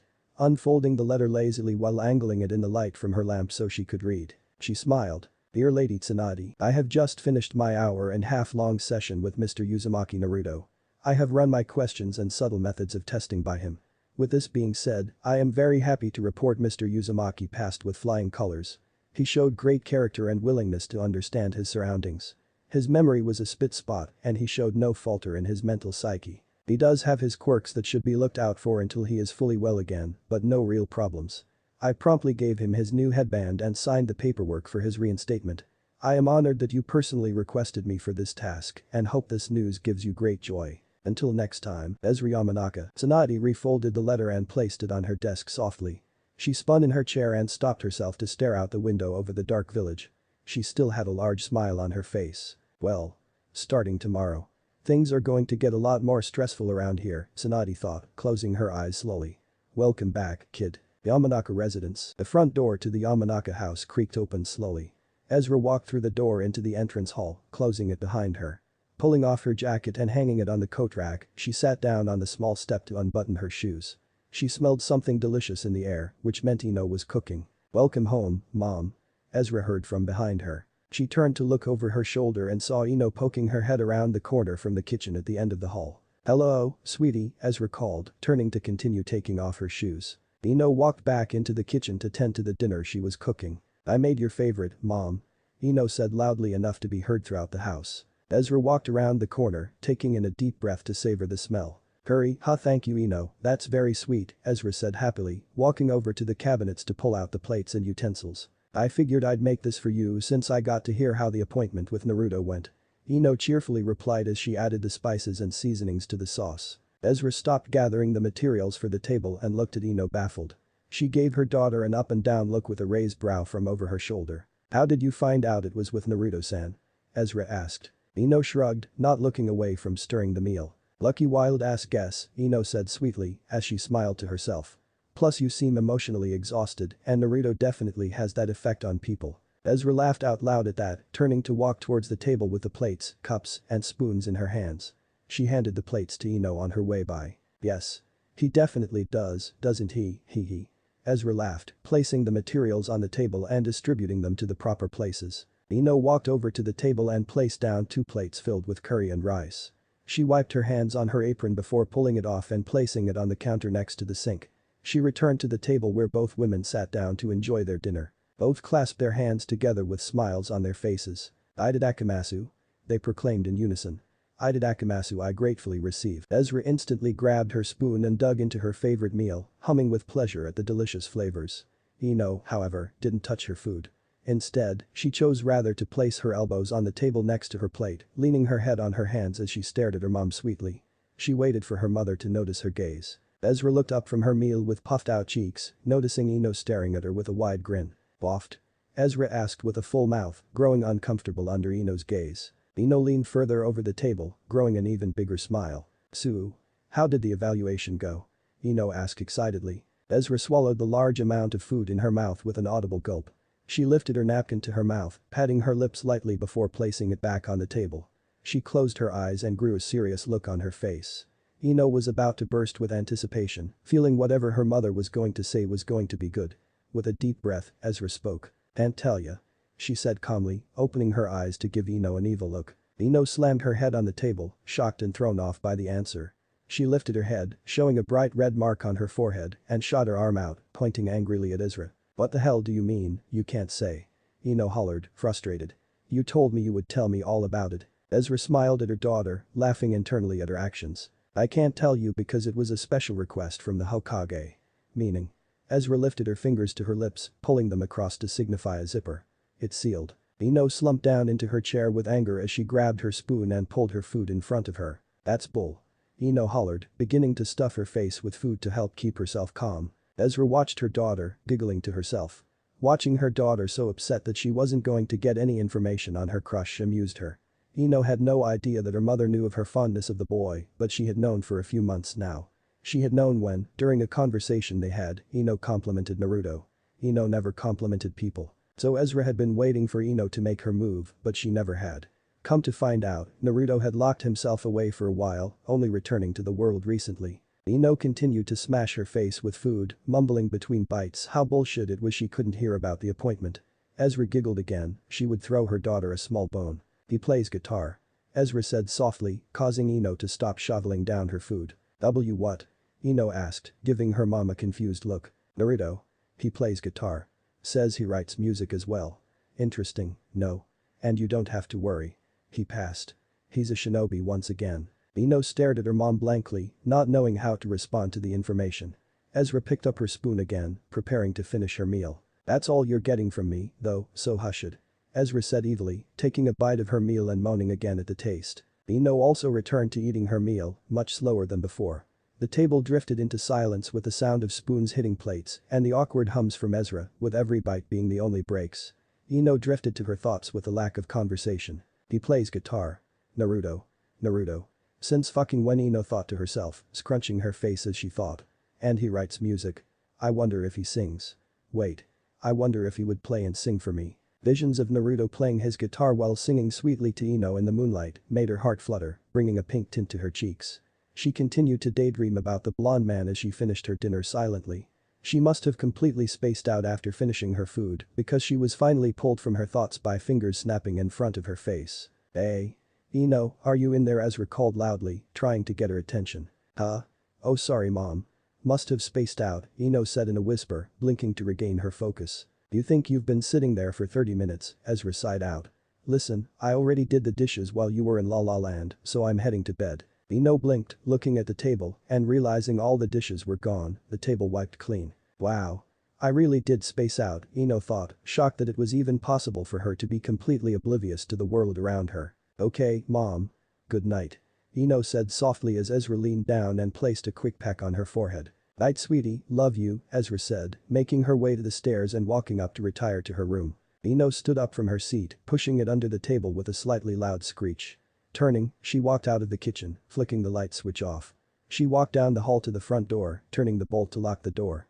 She reached over and flicked the switch to turn off the front porch and hallway light. Ino was now in complete darkness, with the only light being the moon pouring in through the small window next to the door. Ino stopped and looked out at the moon, letting the dim light glow over her. "So you're a ninja again, huh, Naruto?" Ino thought to herself, growing a small, loving smile. "Let's hope we get teamed up soon. I wouldn't mind helping you pick up a couple more of those pieces." Ino hummed a tune to herself as she turned to walk towards her room with a sway in her hips. She was ready to let her dreams wash her away to thoughts of her fellow-loud blonde. She could feel in her bones that the next couple of months were going to be exciting. If only she had a clue. Naruto's apartment. The front door to Naruto's apartment creaked open with a slow swing. Naruto walked in, dragging his feet tiredly. The events and high emotions of the day had finally caught up with Naruto, making him feel exhausted. His eyes were half open and his mouth hung agape slightly. He unpocketed all of his belongings onto the counter next to the door, pulled his forehead protector off and placed it on the counter. He reached out, plugging in his phone to charge with a small ding at the recognition of the electricity from the socket. He then leaned down to unbutton his sandals. He flipped them off of his feet lazily, not bothering to see where they landed, then strolled to his room. He entered his room and tossed the box holding his new outfit into his closet floor, too tired to hang it up properly. He was just going to wear it tomorrow, anyway. Still standing in front of his closet, Naruto reached up and unzipped his gray jacket. He shrugged his shoulders and wiggled his arms, letting it fall to the floor with a ruffle. Putting his foot under the jacket, he lifted his leg up quickly, kicking it into his closet lazily. Reaching forward, he slid the closet door closed. Naruto's stomach growled loudly, causing him to look down with dead eyes. "Fuad." Naruto thought to himself slowly. He turned towards his bedroom door and walked through the trash-littered floor. He marched like a mindless zombie through the hall with a slouch in his shoulders and his arms hanging lifelessly by his side. He was way too tired and hungry to care. Reaching the kitchen, Naruto continued his lazy march to the front of his fridge. He stopped and stood in front of it for 5 minutes, doing nothing. He eventually blinked a couple times and realized he was in the kitchen. He looked at the fridge with seemingly lifeless eyes. Food, Naruto thought, reaching forward to grasp the handle. Naruto yanked the door open. As he stared inside with dead tired eyes, he saw that the fridge was barren. The only thing inside was a month-past-date carton of milk that he, even as tired as he wasn't stupid enough to drink. No, Naruto thought with no emotion, blinking slowly at the cold, empty box. Naruto shut the door with a grumble as he turned to the cabinet above the stupid empty fridge. He reached up and pulled the 2 cabinet doors open. This was the spot where he kept all of his beloved cup ramen. It was completely empty. Naruto let his arms fall back to his side loosely as he looked at the cabinet blankly. His left eye twitched. Where the fuck is all my food? Naruto shouted towards the heavens. You don't have any, idiot. Remember? Kurama stated, rolling his eyes. That's why you left your house in the first place. Naruto looked down at the floor with sad eyes. Oh yeah? That's right huh? Naruto said quietly before flinging his head back towards the ceiling. Phew. I'm too tired to go to the damn store. Now I have to wait until morning. Kurama laughed to himself, receding back into the subconscious of Naruto's mind. Naruto grumbled curses to himself as he walked lazily back to his room. Flopping on his bed face first, Naruto turned to look out his window, his face half buried in his pillow. Despite his hunger and fatigue, he looked out at the bright moon with excitement. Well. It all restarts tomorrow, Naruto thought, taking a deep breath. Time to get back to it. Look out world, the blazing angel of Konoha is back and ready for action. Naruto let his eyes fall heavily as he drifted off to sleep, pumped for tomorrow for the first time in months. He had the feeling his life was about to get exciting. God if only he knew. Unidentifiable location. 6 figures cloaked in shadows sat around a large wooden table. There was no light in the room except for a lone candle sitting in the center of the table. The dim light did little to brighten the room, leaving the figures' faces unseen. They all sat quietly, waiting for someone to speak. Why have we all decided to gather after all this time? One of the shadowed figures spoke with the deep voice of a male. Is it time to gather the pieces? We should. The day of the black moon is only 6 months away. Another figure spoke, this time the voice of a female. If we don't have all 6 pieces by then, we will miss our chance. Oh, hush. You know we won't miss our deadline. Another female voice spoke out, though hers sounded to be younger.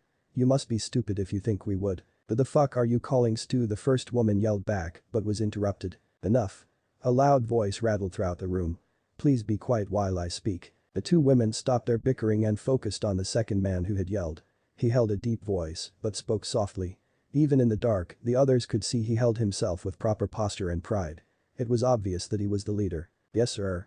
Both women spoke in unison, calming themselves and sinking into their seats. The man placed his elbows on the table and laced his fingers together. He raised his vision to look out at his 5 followers. To answer your question, Jirabi. The leader spoke out softly, referring to the first man to speak. I have indeed asked you all here, so we may begin gathering the 6 gifts of the Sage of 6 Paths. The other 5 figures smiled at this. They were all happy to know that they were finally going to unleash their plan. We will begin to gather the 6 Miruhito, the beholder of light, darkness, wisdom, strength, purity, and sin. The leader spoke softly, almost like he was an older man. We will gather all 6 powers and then on the night of the black moon. We will get what we desire. Excellent. A new voice chimed in, this being the one of a young man. When shall we start? He spoke in a sinister tone. Tonight, the leader spoke again as he slid a photo out over the table for all to see. It was a picture of a small girl, no more than 7 years old. The members of the table looked at it without emotion. She is the Miruhito of purity. The first piece to our puzzle, the leader voiced. The group of people smiled wide at this information. Kira, Haru. The leader spoke out suddenly, with a confident and loud tone. The 2 females who had been bickering before snapped to attention. Yes sir. They said once again in unison, with a nervous tone in their voices. Bring her to me. The man uttered softly, pointing to the picture. The 2 females looked at each other and smiled wickedly. One leaned over to grasp the picture to take with them. Gladly, one of the females spoke out as they both stood from their seats. With a turn, they both silently walked away into the darkness of the room. What about us, old man? Jirabi spoke out. The leader slid another photo across the table for them to see. This picture held what seemed to be a criminal mugshot of a young man. He looked to be in his 20s, with a prickly, unshaven face. You 3 will fetch the bonding opposite of purity. You will fetch the Miruhito of Sin. The leader ordered. The man next to Jirabi leaned forward and picked up the photo as he spoke out. It will be done quickly, sir. The man slid the photo into his vest pocket. With that, the three men stood up and walked away just as silently as the women, Kira and Haru, had. Alone at last in the room, the leader sat quietly. He pulled out 4 more pictures, laying them out on the table in front of him. He stared at each photo for a couple of minutes before moving on to the next. He did so until he reached the 4th and final photo. Leaning his shaky left hand forward, he picked up the picture. In the dim light provided from the candle, it could be seen that his left hand had been taped over for some reason. Holding the photo up to his face, he studied it, a small wicked smile creeping over his face. "Ah. I've heard so much about you, boy. I hear you hold great power. I hope to test that rumor. The great Miruhito of Light." He giggled to himself, gripping the picture tightly and causing it to crinkle. "We will meet soon. Uzumaki Naruto." The candle on the table blew out. The room was cast into pitch black darkness. There was a sudden silence. The room was now empty. Chapter 5 Mission Start. Bang, bang, bang. "Naruto!" Sakura yelled, banging on Naruto's front door and rattling the hinges with the force. Naruto grumbled, pushing his face further into his pillow, not wanting to wake up just yet. Bang, bang, bang. "Naruto, I swear to God I'm not doing this shit anymore. Answer your fucking door." Sakura hollered, her voice being slightly muffled by the walls. "Fuck off, whoever you are," Naruto thought in a tired tone. "Naruto." Sakura hollered even louder. "Oh. For fuck's sake." Naruto grumbled, irritated in his tired voice. Naruto rolled to his back, now fully awake and staring at his fan slowly spinning on the ceiling. His eyes half open, Naruto rolled to get out of bed. He marched lazily through his room, kicking an empty ramen cup in frustration at having been woken up. He made his way down the short hall to his front door. It continued to be rattled with being knocked on so forcefully, which did nothing for Naruto's grumpy mood. The last 2 weeks since being reinstated had been utter hell enough without this annoyance. Tsunade had him running ragged with all sorts of low D-rank missions. He was doing ridiculous things like babysitting small children for lazy parents or mowing villagers' lawns, the whole block's lawns. He even had to help clean out the Inyazuka clan's dog kennels one day. That would leave mental scars for life. Tsunade obviously didn't want Naruto to be on higher-end missions yet, but this was bullshit in Naruto's eyes.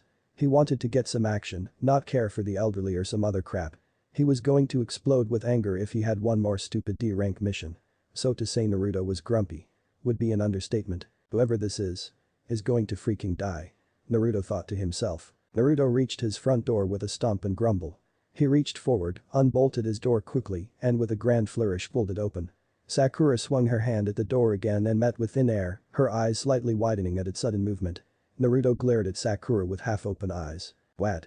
Naruto screamed in anger, not realizing who he was raising his voice to. Naruto was met with a heavy smack to the top of his skull, sending his vision downward as a lump rose on his head. His already blurry vision worsened tenfold as he raised his head to try and focus on the pissed-off Sakura. "Who the hell do you think you're yelling at, asshole?" Sakura yelled as she crossed her arms over her chest and tapped her right foot quickly. Naruto narrowed his eyes at Sakura as he rubbed his now sore head. He re-straightened himself, never breaking eye contact with Sakura. He chose to ignore her question. "What are you doing here, Sakura Onichan?" Naruto asked, regaining his tired tone while dropping his hand to his side. "It's 6 in the damn morning." Sakura looked at Naruto with a twitch in her eye, trying not to hit him again. "First off, Naruto, it's freaking noon, and second, go get your stuff on. We got a mission," Sakura stated, looking Naruto up and down, seeing he was in nothing but his boxers and a black muscle shirt. Finally able to get his blurry vision focused, Naruto noticed what Sakura was wearing. Sakura was in her usual ninja uniform, with the only difference being she wore the new black headband she got from Naruto 2 weeks prior. Naruto didn't get excited at this information though, thinking it was going to be another stupid-ass D-rank mission. "Great. What do we have to do? Round up some stray cats that a lady lost?" Naruto asked sarcastically.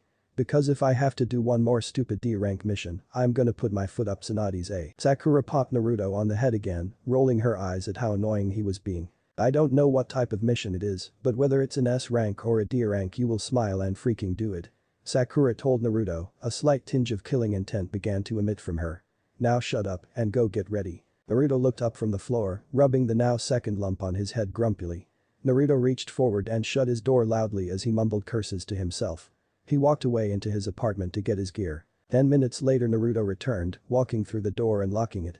Sakura could see he was wearing his new jacket and jonin pants she had gotten him. He wore his long black forehead protector on his now cut hair. The sleeves of his jacket were pushed up on his elbows.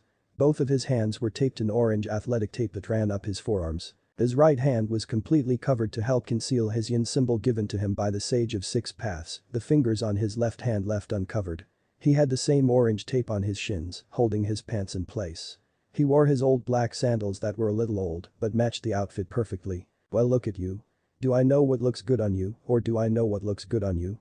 Sakura asked happily, looking him up and down with a smile. Naruto blushed at her compliment.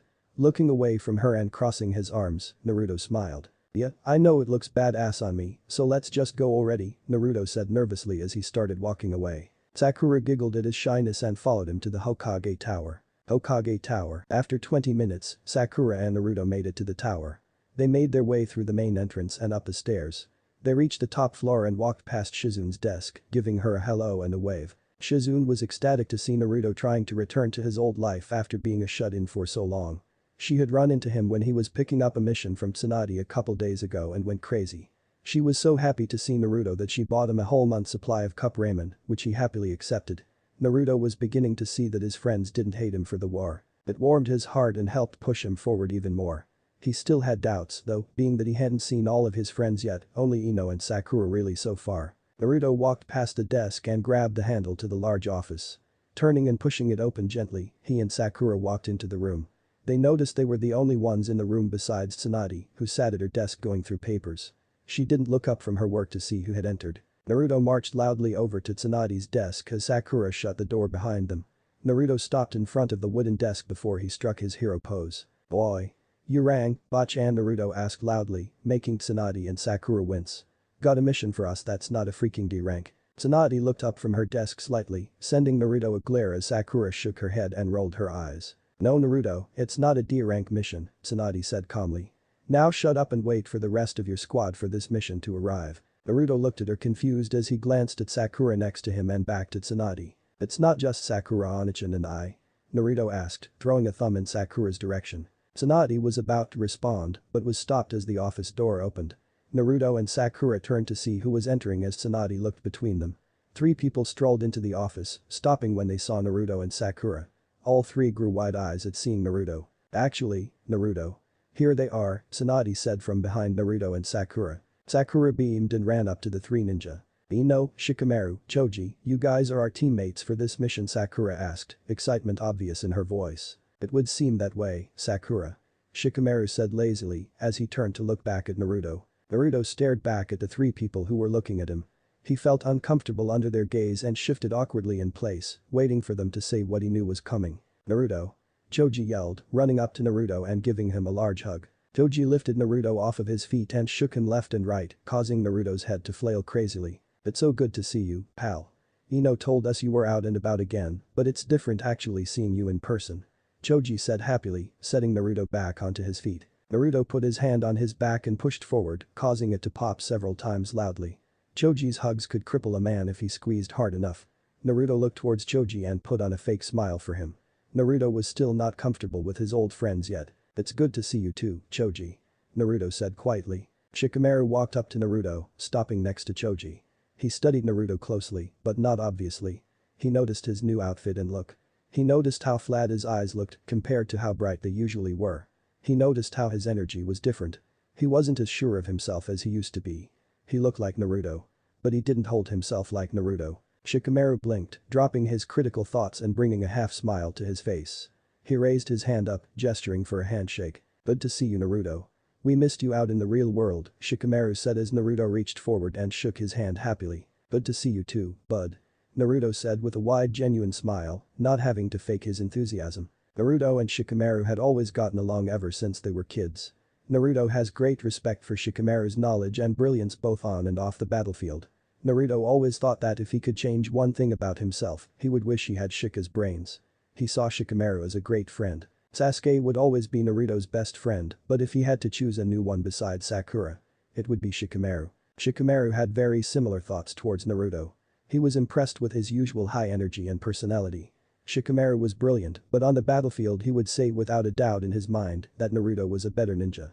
He respected Naruto and saw him as someone he could follow anywhere. Shikamaru would never admit it. But Naruto was his role model. Naruto let go of Shikamaru's hand and laughed slightly. Yeah, Ino said that you guys would talk about me all the time, haha. Naruto said, pointing his thumb over towards the blonde female. Shikamaru looked over his shoulder towards Ino, raising his eyebrow and giving her a confused look. She hadn't moved from where they stopped when they entered the room. She had a large pink blush on her face, and her eyes were as wide as dinner plates. She was looking at Naruto like he was the most brilliant thing she had ever seen in her life. Shikamaru was thrown off. What's with her? Shikamaru thought lazily. Ino continued to stare at Naruto as her mind ran wild. She kept a calm face besides her massive blush. BESSSSSSSSSSS. Oh my god, yes. A mission with Naruto. Ino hollered in joy internally as her inner self did a frolicking dance. I have been waiting for this ever since he got reinstated. This is the best day ever. Look at him. His new outfit. He looks so hot. I could just. Ino was shaken from her inner joy and ogling when a pair of fingers began snapping in front of her face. Ino blinked and looked away from Naruto to see it was Sakura. She had a sly look on her face, knowing exactly what Ino had been thinking. They're drooling, you know. Sakura said sweetly, poking Ino in the side playfully. Ino grew even redder as she wiped the side of her mouth quickly. Pan billboard brow. Ino said, flustered, as she marched away from Sakura over to Choji and Shikamaru. Sakura hummed to herself sweetly, placing her hands behind her back and intertwining her fingers. She strolled after Ino towards the Hokage desk, stopping next to the group. Naruto turned away from his friends and towards Tsunade, giving her a wide grin with excitement. Okay, if these guys are going, this must be a good mission. Naruto declared, pointing over his shoulder towards the Ino Shikacho trio. So what do you have in mind, Bachan? He asked, rubbing his hands together in anticipation. Tsunade sighed at his enthusiasm, secretly thinking how much she had missed this side of Naruto. Can't tell you yet, Naruto. We are still missing the last member. Tsunade said blandly, leaning forward and placing her chin in her palm. Naruto blinked, wondering who the hell they could possibly be waiting for. They already had a 5-man team. Who were they missing? The door once again opened behind the group. Turning, they all watched the last member of their squad enter the room. Oh. You have got to be fucking kidding me. Ino thought in an angry hiss, watching as the man who just entered closed the door and walked forward. Sigh. So you're our last member, eh? Naruto asked with a raised eyebrow. Sai stopped just in front of the group of fellow ninja, sending a forced smile with closed eyes to each one of them. He tried to ignore the hate-filled glare Ino was sending his way. Ah. Dickless, it's so nice to see you not being a complete loser anymore. Sai said happily, never breaking his smile from his face. Naruto twitched in anger, sending out a hateful growl towards his teammate. Sakura tried to stifle a laugh at the interaction, placing a hand over her mouth and turning away.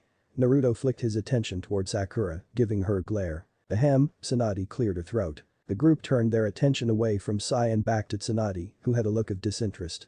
Placing both elbows on the desk and folding her hands in front of her mouth, she looked at the group. Now that you all are here, I can begin, Tsunade said flatly. Naruto grew an excited smile, wishing for something super cool like an assassination or a search and rescue. He began rubbing his hands together again, snickering in anticipation. The rest of the group looked at him with judgmental looks except for Ino, who smiled sweetly at his antics. This is an A-rank guard duty mission, Tsunade informed, causing Naruto to get even more excited. Who are we guarding that it requires A-rank security? Shikamaru asked with a raised brow, crossing his arms over his chest. Tsunade reached forward and lifted a piece of paper off of her desk. Flipping it over so the others could see, it showed a picture of a middle-aged man. He wore large round glasses with deep black eyes. He was completely bald, but made up for with his large bushy black eyebrows. He was a large-figured man, sporting 2 chins and a round gut. He was dressed in formal robes in the picture, meaning he was of high status. The group studied the picture thoroughly before turning back to Tsunade and waiting for her to continue. The client is Hiro Mitsune, a very wealthy arms dealer who specializes in the craftsmanship of swords. He is known the world over for his ability to make and distribute swords so strong and reliable that they are known to shatter the opponent's blade. Many of the legendary swordsmen used custom blades made by Hiro, Tsunade said calmly. Tsunade leaned forward and placed a second photo next to the previous picture. It held the image of a large compound with high walls surrounding a large building. The image was slightly blurry, meaning it was obviously taken on a scouting mission several years prior. This is his home located in the Land of Rain, just past the border. As you can see, it's a fairly large home with high walls and 24-hour security as well. This is where he makes his weapons and also raises his young daughter, Molly Mitsune. Tsunade informed, while crossing her arms. Shikamaru studied the 2 photos closely, contemplating the pictures and information. He looked away from the photos and gave Tsunade a lazy look. Why would he need our help? Like you said, he has a fortified home and security to watch the corners. Shikamaru stated lazily. What happened? Tsunade closed her eyes and scoffed at his question. Shikamaru had always been very observant. A couple days ago, he was attacked by an unknown enemy. The attackers were able to get through his defenses and slaughter 90% of his guards. The guards were able to repel the attackers, but as you can imagine, were left badly beaten. With a little protection Hiro now has, he sent an emergency request to us last night, asking for us to protect him and his daughter. So that's why we have gathered 2 full squads for this mission. Your jobs are to protect Hiro and his daughter while finding and neutralizing this enemy. These are times of peace. We won't tolerate hostility, Tsunade informed me in a commanding tone. The group of ninja looked at each other with smirks of excitement on their faces. They all enjoyed a challenge, and going up against an unknown enemy sounded fascinating. Naruto looked at Tsunade with a huge grin as he placed a closed fist over his chest. We accept, Bachan. Naruto hollered, while his friends all nodded in agreement. No one will lay a finger on Hiro. Good. Tsunade said firmly, giving Naruto a slight smile. Shikamaru, you are in charge of this mission, handle it as you see fit. Tsunade handed him a scroll holding the mission intel. Yes, ma'am, Shikamaru said lazily, pocketing the scroll. Shikamaru turned to look at the 5 ninja in front of him with a laid-back gaze. Meet at the gate in 1 hour. He stated confidently. Yes sir. The group said in unison, besides Naruto who just nodded. All 6 turned to head for the door, needing to head home and pack for the trip. They were all quietly shuffling to the door when Tsunade's voice rang out. Naruto. Tsunade said softly, causing the group to stop and look at her once again, curious as to what she wanted with the blonde. Are you ready for this? Tsunade asked, looking straight into the muted blue eyes of Naruto. Naruto looked over his shoulder with a confident look at his features. He nodded back at her, also not breaking eye contact. Tsunade smiled and waved her hand for him to leave. Then go. She said in a whisper, while a concerned look glistened in her eyes. Naruto turned his attention forward and followed the group out the door as it shut behind him. Once the door was closed he stood on the opposite side facing the hall, watching as his friends walked away to gather their materials. A dull, shallow look clouded his eyes. A look of sadness.